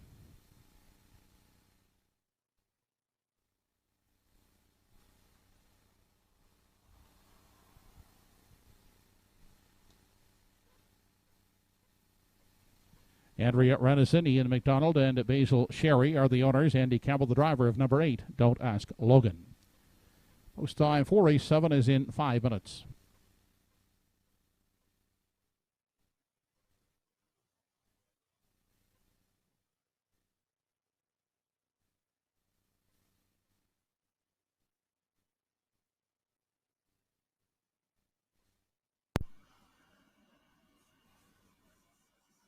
And with starters on track for the 7th race of the afternoon, last leg of the pick 5. Congratulations if you're still alive in that wager. To the outside of the gate I went here with Don't Ask Logan. A little bit of a risky play here, some would say, but the public's agreeing with me right now at 1-4.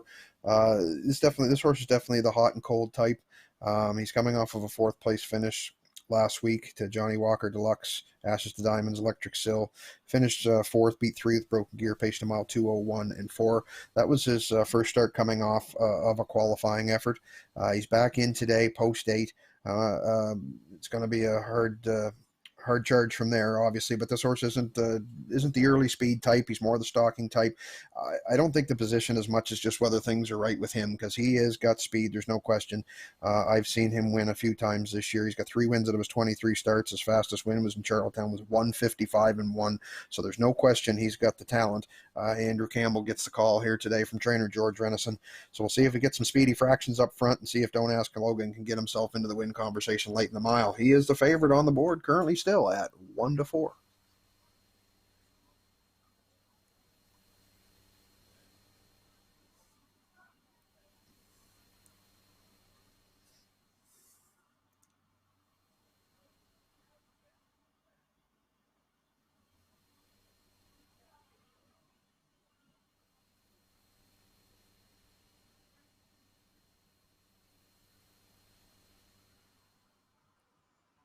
On the screen now is literally Hanover.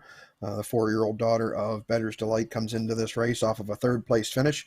2:01 and 4 last time, grinded out a good 3rd in that race. I like her today. She's back in. She draws well with post 2. We've seen Arden in the winner circle earlier. He's looking to double up on today's program. Like I said, the start even before that, she was coming off a qualifying effort. She was 5th with Broken Gear, paced a decent mile in 2 minutes and 3/5, and Tobin's native Johnny Walker Deluxe. So she raced some nice horses on that occasion. So we'll see what kind of trip that Mofford works out for his charge here. Literally Hanover. She is currently 7-2, second choice.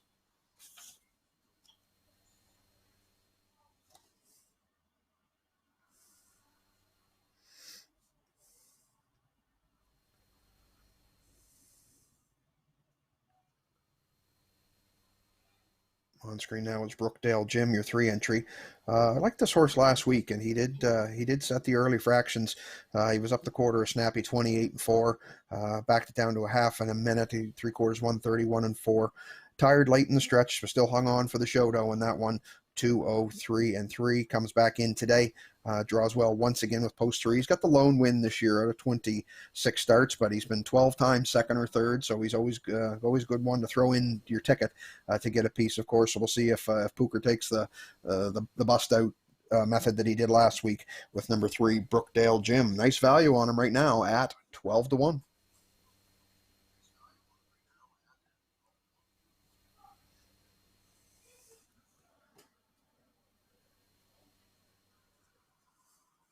There's your rail starter, Arizona Bucks.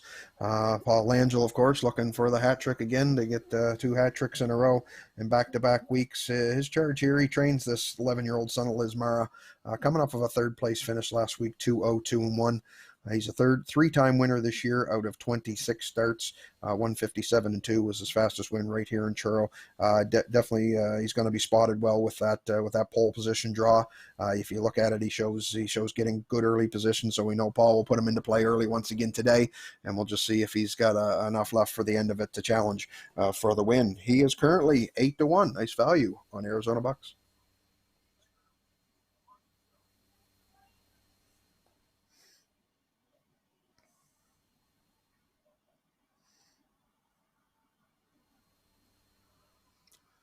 Whistling Cricket on screen now. The 3-year-old daughter of Immaculate, the free-legged daughter of Immaculate, comes in off of a 5th place finish last week in 2:03.1. She had a tough go of it last week, left out from post 8. Driver Dave Carey, who's the driver change as well, I heard Joe mention from Craig to Dave. He busted out, didn't get early position, so she kind of went the long trip. As you can see, understandably, she tired late in the mile for the 5th place finish in 2:03.1. But prior to that, she had a nice runner-up finish in 2 minutes and 2/5 the week before the Young Drung Punk. So we'll see how the trip works out for Dave today with his charge Whistling Cricket, and we'll see if he can get her into contention and strike late in the mile. She's not bad odds right now either, 4-1 on the board.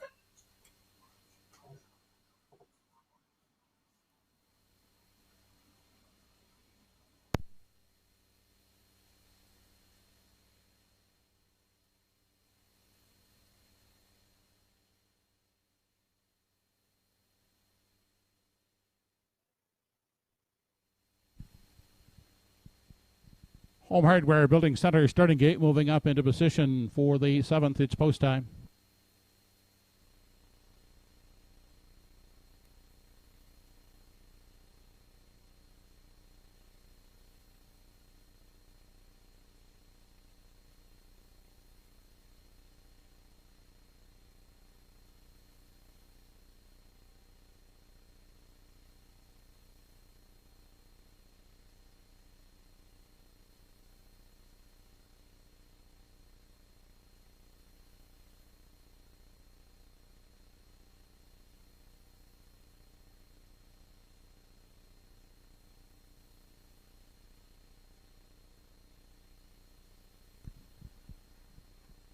Race 7, top of the stretch. Arizona Bucks, Literally Hanover, Brookdale Jim, Preceptor, Whistling Cricket, Go With It, Lucy with Diamonds, and Don't Ask Logan.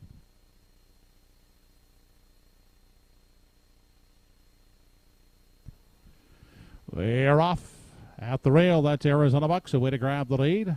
On the outside, Brookdale Jim taking a seat at the rail was Literally Hanover. Then caught wide, looking for a spot at the rail in 4. That's Don't Ask Logan. He'll find one. Getting away unhurried 5th is Preceptor. Back in 6th as they race to the opening quarter. Whistling Cricket. Then back to Go With It, and sitting at the back is Lucy with Diamonds. On their way past the opening quarter, up front there, led by Arizona Bucks, with Brookdale Jim in for the pocket journey. Then Literally Hanover looks at it from 3. Don't Ask Logan next in line from 4. Preceptor is the 5th one.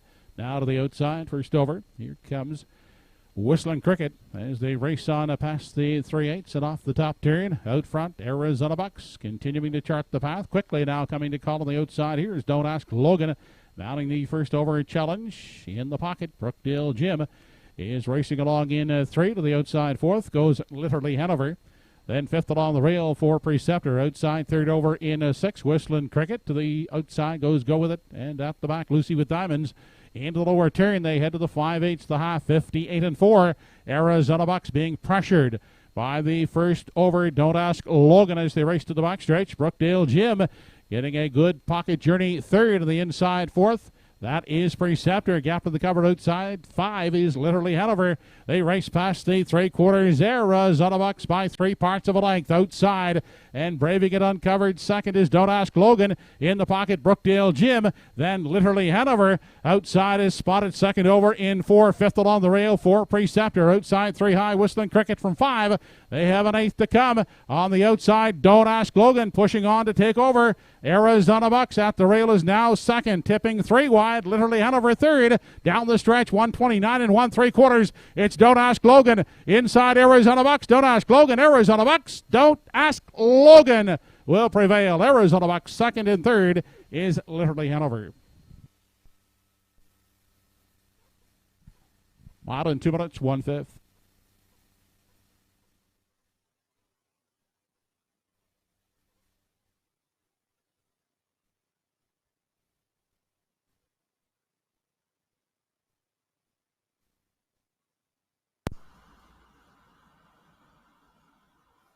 Well, Don't Ask Logan definitely brought his A game today. I kind of thought with the way he busted out of the gate there, he looked like a different horse today, even though he just got away fourth. But it was well spotted by Andrew Campbell, and then he was able to sit and wait and make his move, battled up the backstretch. And like I say, when this horse is on his game, he's tough, he can hang, he can battle, as he did, as you see here in the Universum slow-mo, getting down the stretch. He just wills it right to the wire to get up for the win. Our Arizona Bucks raced extremely well, doing the heavy lifting on front, hung around for the second. It appears like we see literally Hanover on the outside for third, but 2 minutes and 1/5 to the winner. Don't Ask Logan. We will see them back in the winner's circle next.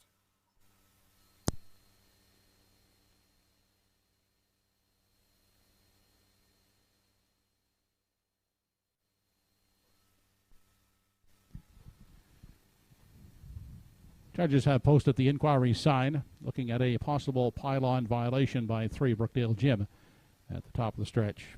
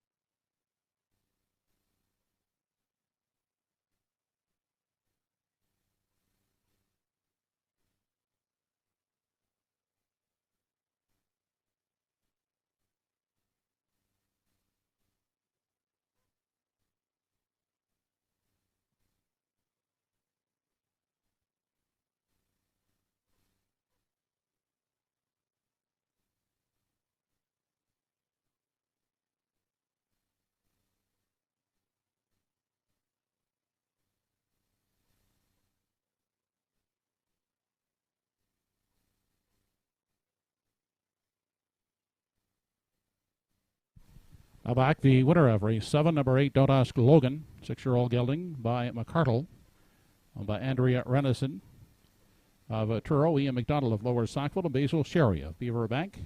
George Renison trains, Andy Campbell drives. Don't Ask Logan, 2 minutes, 1/5.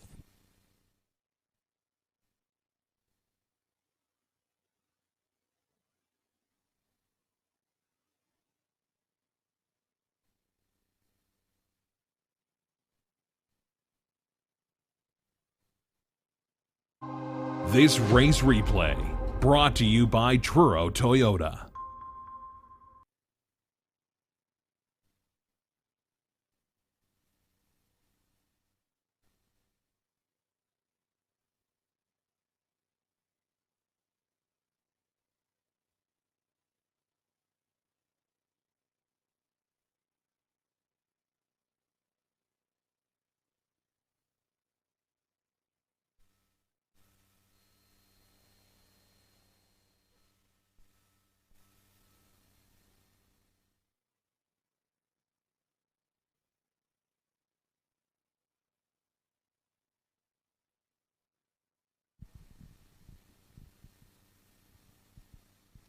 Judges have determined that 3 Brookdale Jim went inside of 1 pylon at the top of the stretch, therefore was not in violation of the pylon rule.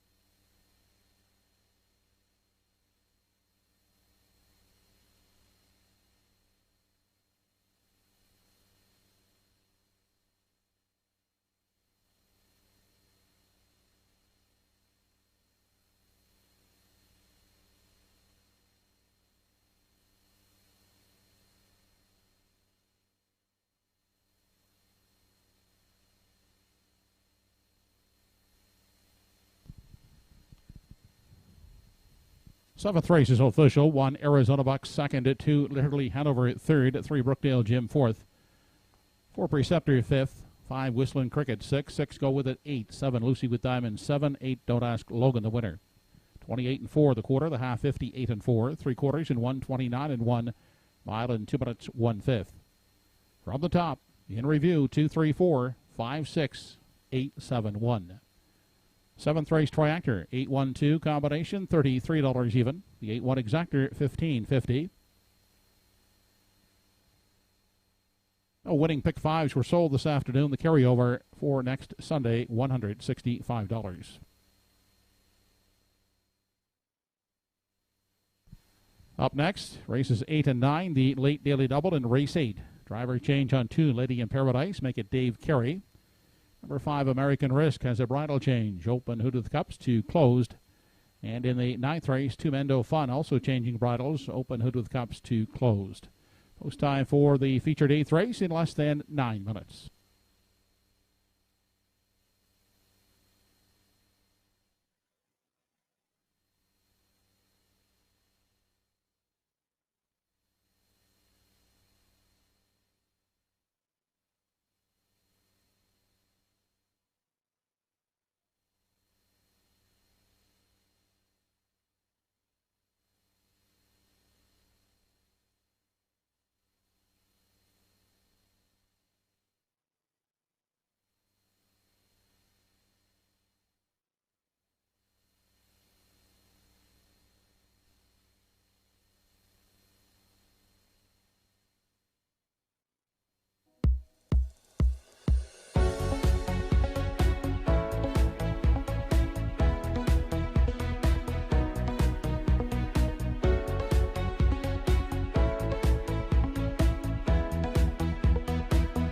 Universum Media Sports and Entertainment.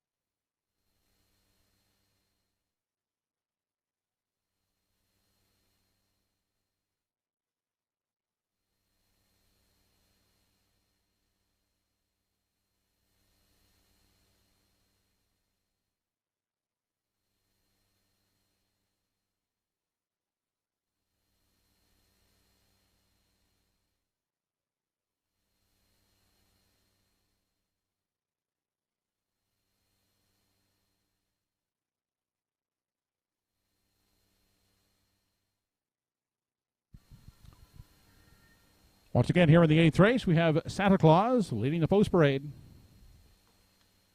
Here's the field for the 8th. 1 Johnny Walker Deluxe, owned and driven by Emmons McKay.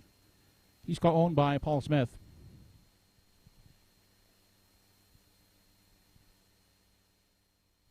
Ron Garland, Dave and Craig Carey share ownership of number 2, Lady in Paradise. Note the driver changed to Dave Carey.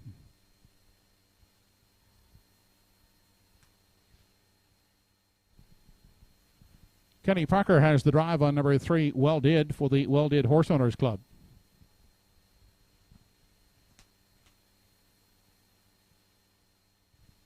Paul Angel guides number 4, Rusty Roddy, for Chantel Angel and Dana Ghetto.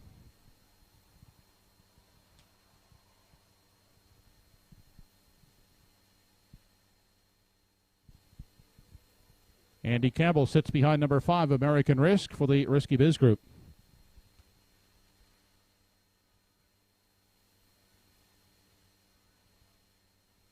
Ratchford Stable, own number 6, Denali Sealster. Danny Romo in the driver's seat.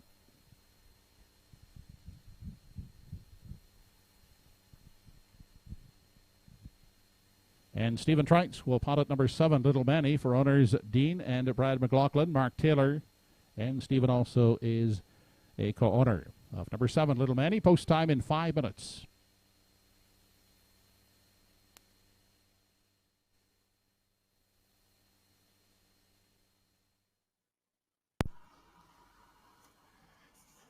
And with starters on track for our feature race of the day. 8th race, starters on track, field to 7 to contest the event, led to the track by Santa Claus. Always good to see Santa this time of year. See him leading the field out to the track. So 7 entry on screen right now. Little Manny, my top selection and top selection of many, I assume. He comes in off of a win last week, got back to his winning ways, 157-1.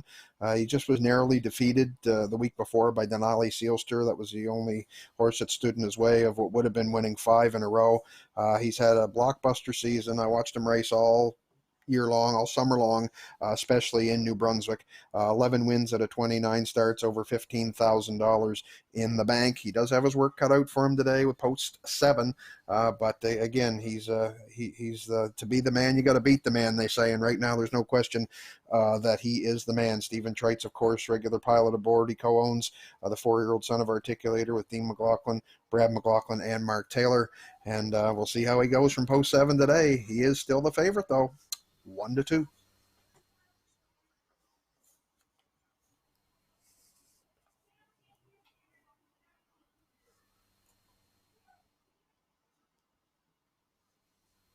On screen now is American Risk. He's one that I put in for second here today, and it wouldn't be, if you're looking for somebody to play Giant Killer and beat Little Manny, this is definitely a horse that could do it. 5-year-old son of American Ideal. He comes in off of a runner-up finish to Little Manny last week. 157-2 on that occasion. He's a 9-time winner this year. No stranger to the winner's circle. Out of 25 starts, fastest win was 153-4 in Charlottetown. There's no question he has got the talent. Andy Campbell gets the lines today from trainer George Renison. We've seen that combo hook up last race with Don't Ask Logan, so we'll be looking to team up for another victory today, again with American Risk, currently second choice at 6-5.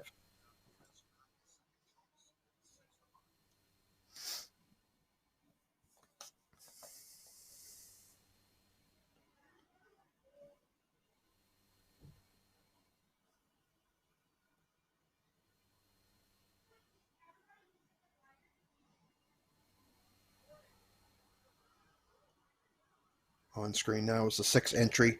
Denali Sealster will be looking for a bounce back effort after his 6th place finish last week. He made a break at the head of the stretch that took him out of contention in that one, but he had grinded out a tough first over ride up to that point.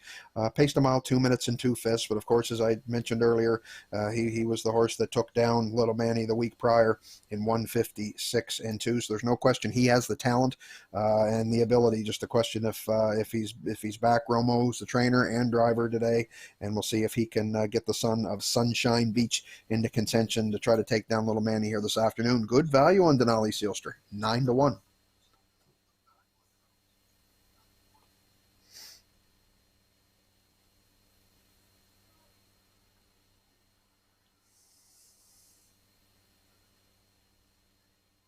Well, did you see on screen now the veteran son of Well Said? He comes in off of a 3rd place finish last week, race well in top class event to Little Manny and American Risk. As mentioned, 57-4, nice mile. This horse has been steady. Got a late start to his season, but trainer Paul Angel's got him definitely racing well each and every week. You could see him just getting stronger and stronger and a little faster, and now he's worked his way all the way up to the top class. So there's no question he's a classy horse. Kenny Parker gets the call here this afternoon, of course, because Paul has 2 horses in this race with next door neighbor Rusty Riley. But he can definitely hit the ticket as he did last week. We'll see if he can hit it here again today. Big value, 21-1.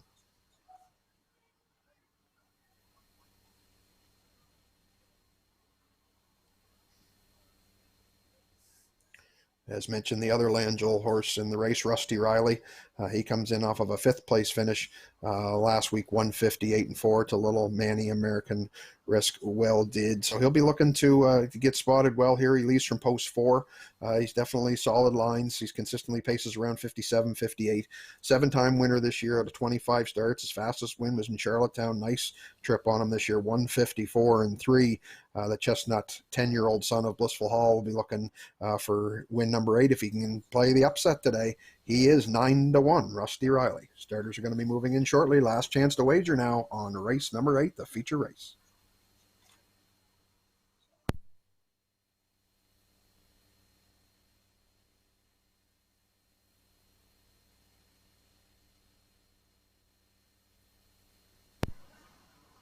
Lady in Paradise on screen now. She was able to get up for a victory in her latest, grinded out a very good win, 2 minutes and a 5th. As I mentioned last week, I really love this mare.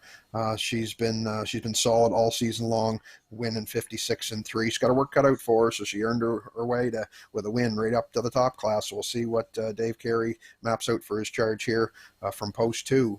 Lady in Paradise, big value, 26-1. Starters are moving in.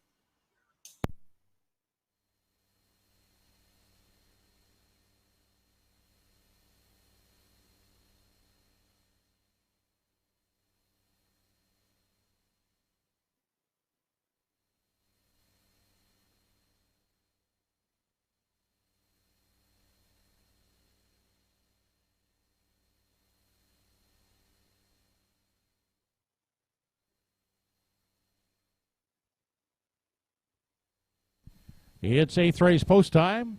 Field is lining up behind the Home Hardware Building Center starting gate.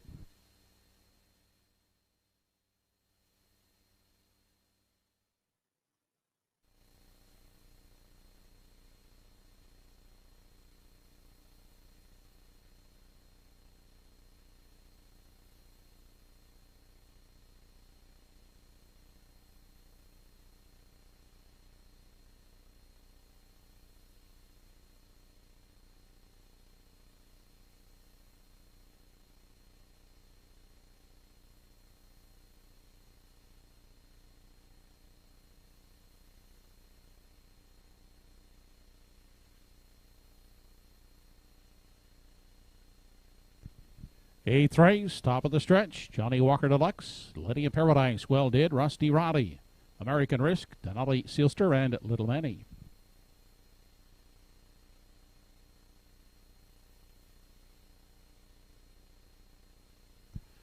They're off and pacing. Rusty Roddy getting the first call to the outside. American Risk is leaving alertly. Then down to the inside, that is Johnny Walker Deluxe. Outside is Lady in Paradise 4th. Crossing over into 5, that's Little Manny. Coming away in 6, well did. Back trailing is Denali Sealster. Into the backstretch, they head to the opening quarter. Out front, Rusty Roddy will show the way. Leads a length and a quarter. Grabbing a seat in the pocket is American Risk. Then Lady in Paradise looks at it from 3. Johnny Walker Deluxe holding down the 4 spot. 5th in at the rail for Little Manny.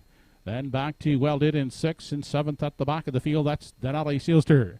They're single file as they race midway around the upper turn. Rusty Roddy still calls the shots as they race off the top turn. Out there by a length and a quarter.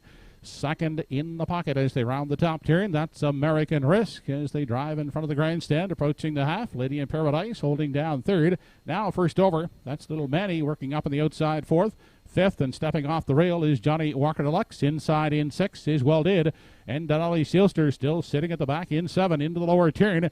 They head now to the 5/8, and it's Rusty Roddy in control. Working uncovered outside, it's Little Manny up to 2nd. In the pocket is American Risk traveling 3rd. Then 4th inside is Lady in Paradise. The half 59 seconds flat. Inquiry sign posted as they approach 3/4. Rusty Roddy still the boss outside. That is Little Manny pressuring as they race now to the 7/8. In behind them, American Risk is pacing along in 3. Then a 4th at the rail, that's Lady in Paradise. They race on to the 7/8, battling on the lead. Outside, Little Manny. Inside is Rusty Roddy, and 8th left to come. American Risk sitting right in behind them is a tied up 3rd. 127 4 3/4. Here they come to the payoff. It's Rusty Roddy trying to hold the lead. Outside, Little Manny in the passing lane. American Risk up the passing lane to 1 at 2nd. Rusty Roddy, 3rd, Little Manny.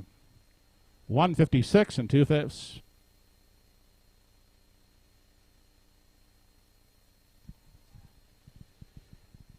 Judges' inquiry in the 8th race, looking at a possible pylon violation in the first turn by 1 Johnny Walker Deluxe.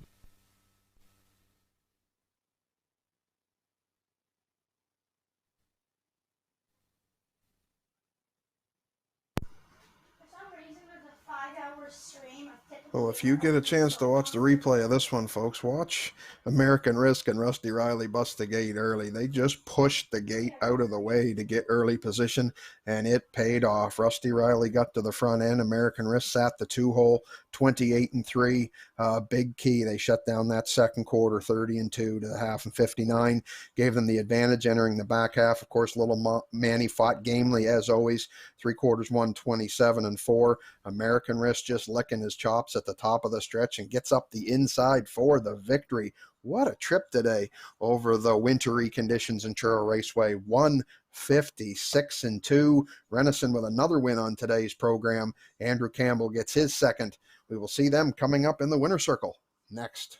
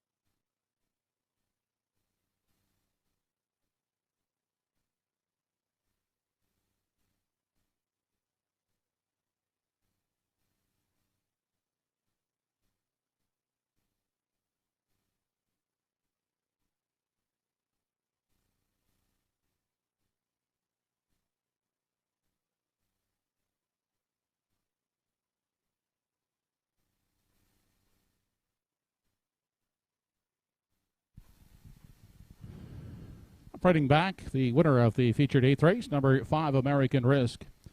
5-year-old gallant son of American Ideal out of the Art Major Dam, Kissing Bandit. He's on with the Risky Biz group of Truro. That's a training triple in the afternoon for George Renison. Back-to-back winners for driver Andy Campbell. American Risk in 156 and 2/5.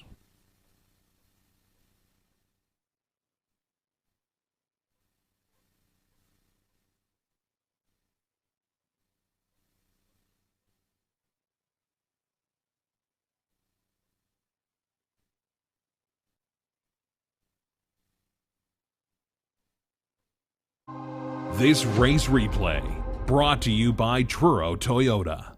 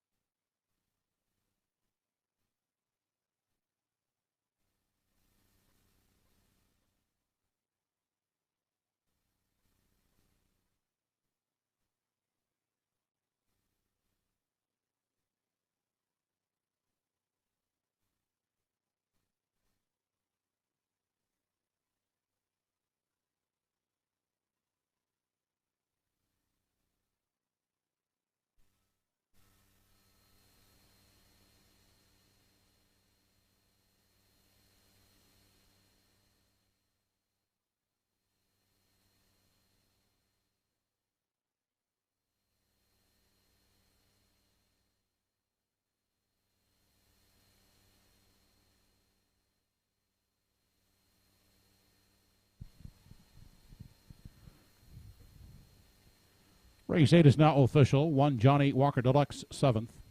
2 Lady in Paradise finished 4th. 3 Well Did 5th. 4 Rusty Roddy was 2nd. 5 American Risk the winner. 6 Denali Sealster 6th. 7 Little Manny 3rd. Fractions were 28 and 3, 59, 127 and 4 in the mile for American Risk, 156 and 2/5. From the top down, 745 2163. 547 try in race 8, $180.20. The 5-4 exactor, $34 even.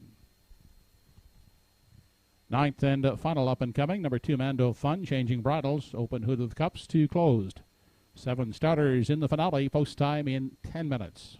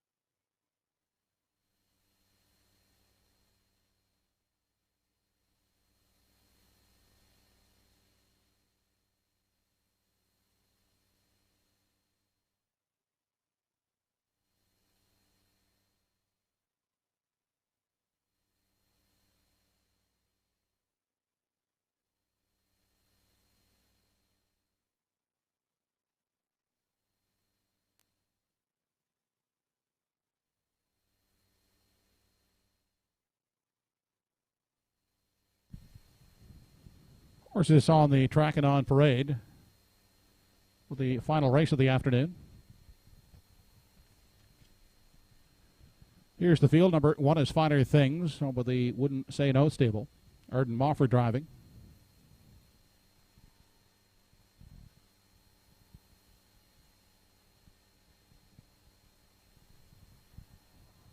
Andy Campbell will drive number 2 Mando Fun for the All for Fun stable.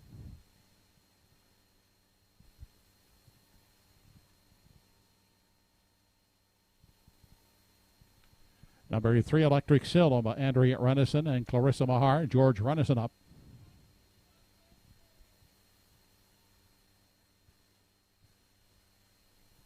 Jason Matty from post 4 by Jenna McCachran. Rodney Gillis driving.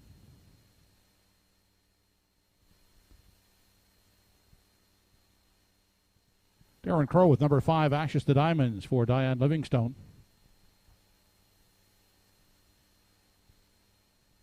Number 6, Black Electra. Paul Angel catch drives for They Won't Back Down stable.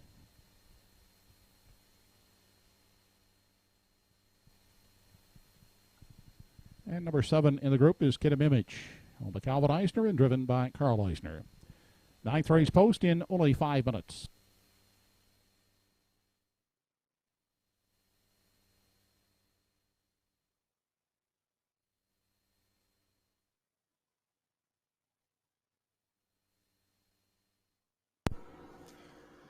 And with starters on track for our 9th and final live race on the afternoon. I'm going to take a look at this contest, field of 7 to contest the event. I'm looking at Mandu Fun on screen right now. We're looking to end out the card with a George Renison, Andy Campbell triple to close it out. Of course, George already has the triple with a win earlier as far as the training side goes, so he's looking for the Grand Slam. Andy looking for the hat trick, and I think it's a good spot here with this veteran son of Badlands Hanover. Comes in off of a 5th place finish last week, 2 minutes and 4 fifths. Cut some speedy fractions over the good track last week, 28 and 4, 59 and 2. Then he was challenged up the backstretch. He hung tough a long way until he tired to the 5th place finish in the stretch. But now I'm looking at it here. He gets a little bit class relief today. Draws well once again. Moves in even further to post 2. Of course, we see Campbell and Renison with the hot hand. So we'll see if they can continue the momentum into the last race winner circle with Mandu Fun. And he is currently 8-5.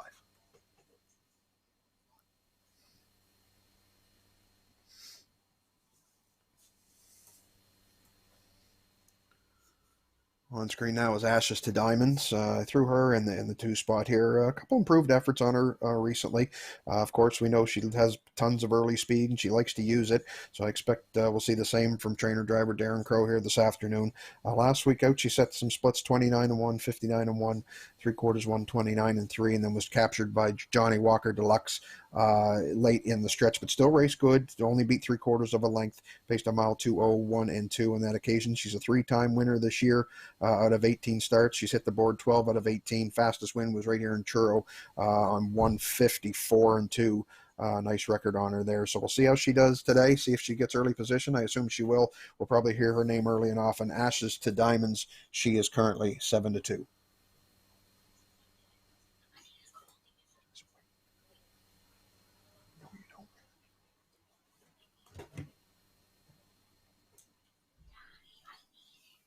Finer things now we see on screen. This horse has rail control here this afternoon. Kind of an angle that I thought might work. So I threw him in to get a piece of the ticket. Arden Mofford, we've seen him in the winner's circle earlier today. So this 3-year-old daughter of Sunshine Beach comes in off of a runner-up finish to Young Drunk Punk. Last time out, she set the early fractions off the rail, 30 and 1, half in a minute. And then she ended up well beaten second, but raced well. She was coming off a scratch, so I think back on the weekly schedule should be a little tighter this week. And definitely could be a piece of the ticket once again here today. Right now, big value if you want to try to end out the day. No ticket sold currently on her on the board right now.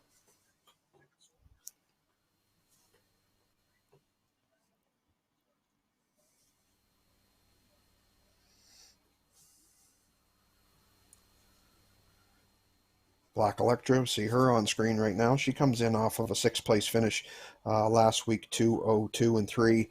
Kind of broke a streak, top 3 finishes for the mare because she had been rolling before that. If you see that, she had ticket appearances in each and every start before last week, but she had the 7-hole, got away back 13, so kind of took her out of any serious contention.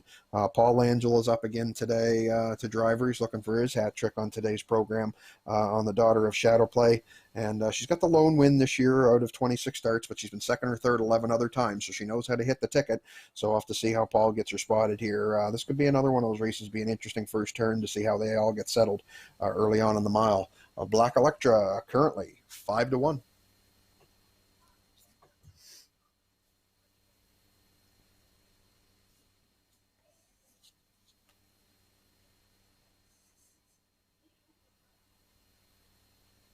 Chase and Maddie on screen now. A bit of the X factor here in this race. Actually, the public loves Chase and Maddie, 8-5 favorite.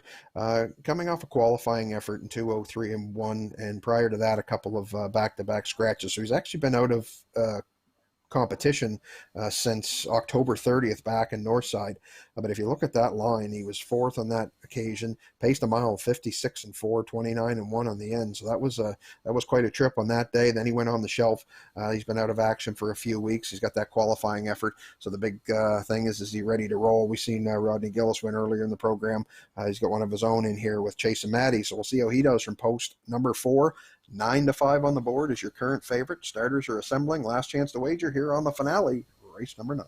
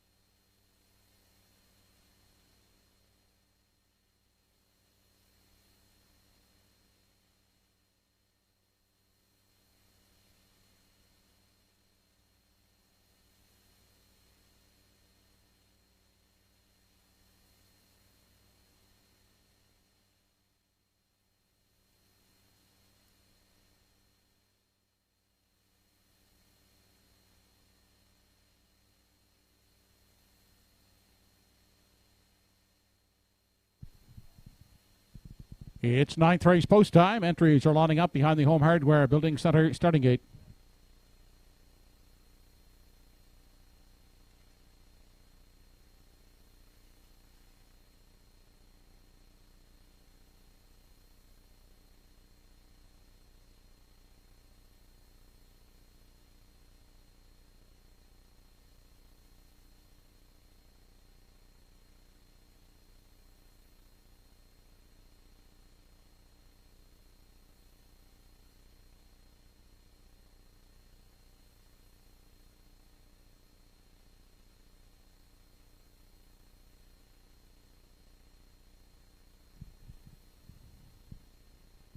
Ninth and final race of the afternoon. Top of the stretch has Fodder Things, Mando Fun, Electric Sill, Chasing Maddie, Ashes to Diamonds, Black Electra, and Kidham Image.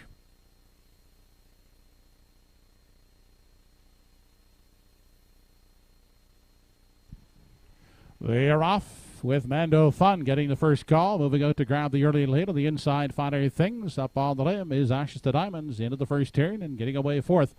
On the inside is Electric Sill, followed fifth away by an unhurried Chasing Maddie. And back to 6 and Black Electra. And the 7th away was Kidham Image. Through the backstretch for the first time as they head to the quarter. Mando Fun shows the way, opens up a quick 3 on Ashes to Diamonds.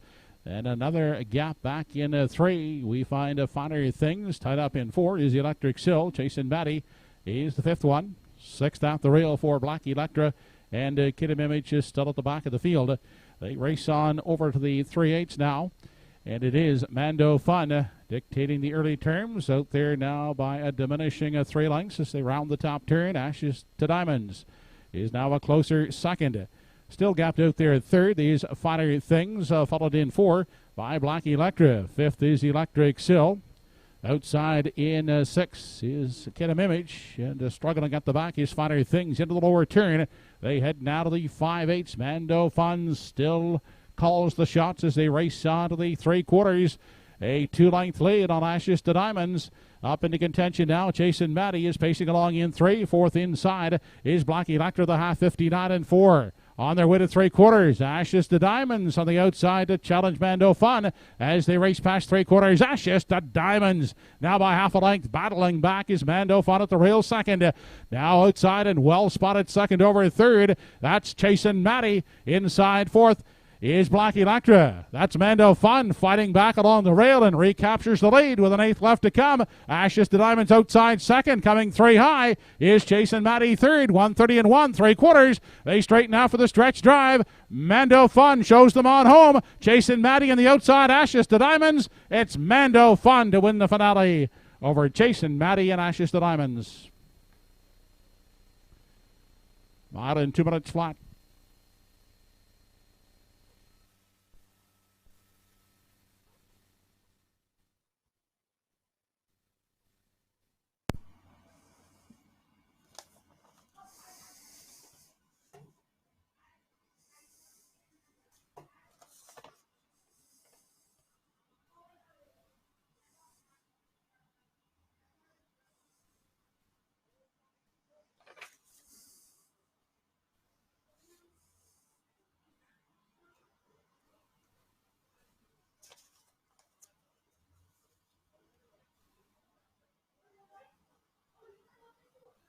Well, when you're hot, without a question.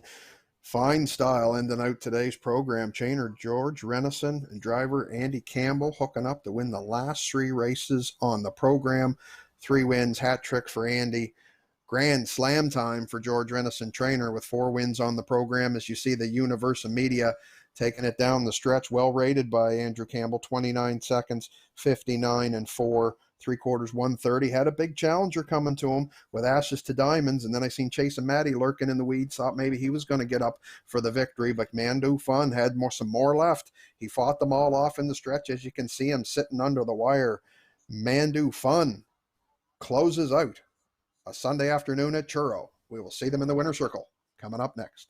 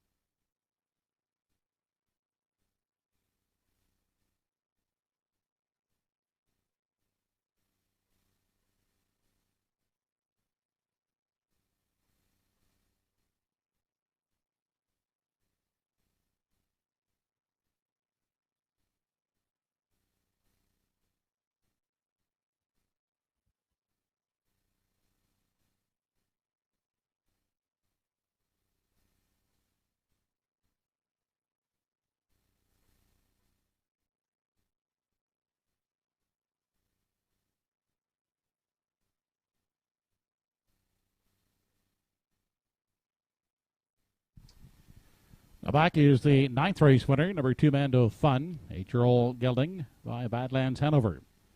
By All for Fun stable of Truro. That's 4 training victories on the day for trainer George Renison. A natural driving hat trick for Andy Campbell. Mando Fun in 2 minutes flat.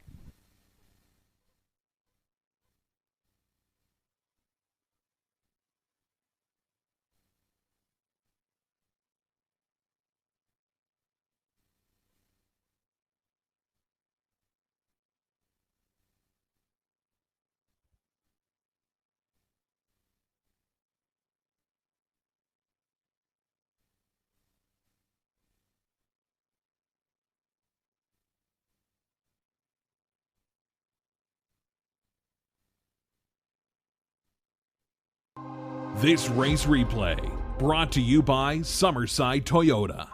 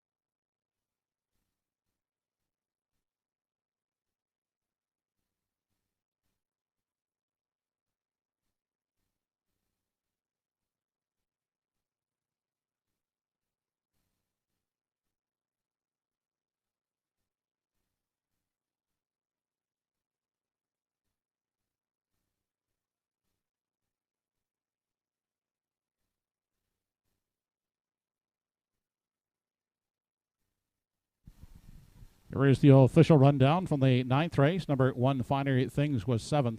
2, Mando Fun, the winner. 3, Electric Sill, 4th. 4, Chasin' Matty, 2nd. 5, Ashes the Diamonds, 3rd. 6, Blackie Doctor, 5th. And 7, Kidam Image, was 6th. Quarter in 29 seconds. The half 59 and 4. 3 quarters in 1:30 and 1. The mile for Mando Fun, 2 minutes flat. From the top, 7-1-4, 2-3-5-6. 9th race try, 2-4-5 combination, 50-130, 2-4 exactor, 23.70. Late daily double, 5 and 2, $13.80.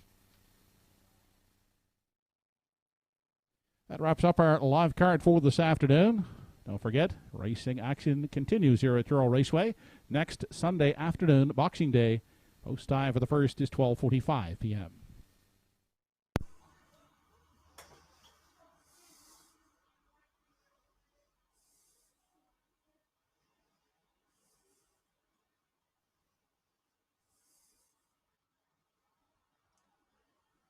Well, that closes out a Sunday afternoon at Truro Raceway, as track announcer Joe Kelly just mentioned. Great card we had this afternoon. Of course, some good winners. We got quite a formidable duo there of the Campbell Renison team making some waves lately. Of course, they won the last 3 races on today's program. Hat trick for Andy. Congratulations on that. And George got the Grand Slam with 4 training wins on today's program. So congratulations to all the winners. It was a great card of racing. A little bit snowy there at times, but hey, it's the Maritimes. It's a winter. What can you expect? It was snowy here in St. John as well quite a bit earlier today. So 'tis the season, ain't it? So anyway, it's been great to be back dusting off the handicap and commentary hat again the last couple of weeks to be here with you folks. And I look forward to coming back. I believe I'll be back here on Boxing Day to take another shot maybe at that pick 5. I was 4 out of 5 today. Didn't get that first one, then I run the next 4, so there's a little bit bigger of a carryover going into that Boxing Day card. So that'll be something to look forward to next week. So again, congratulations to all the winners. It was great to be here with you this afternoon. I wish you the best in the holiday season coming up. I hope you have some good time with your family. Of course, we all need it after the last couple of years, but it's some good days ahead, I'm sure, coming up. And we'll start with that Boxing Day card coming up next week. And I will definitely be back here with you then to enjoy the action. So as I often say, may all your wagers be winners. And we'll see you back here next time.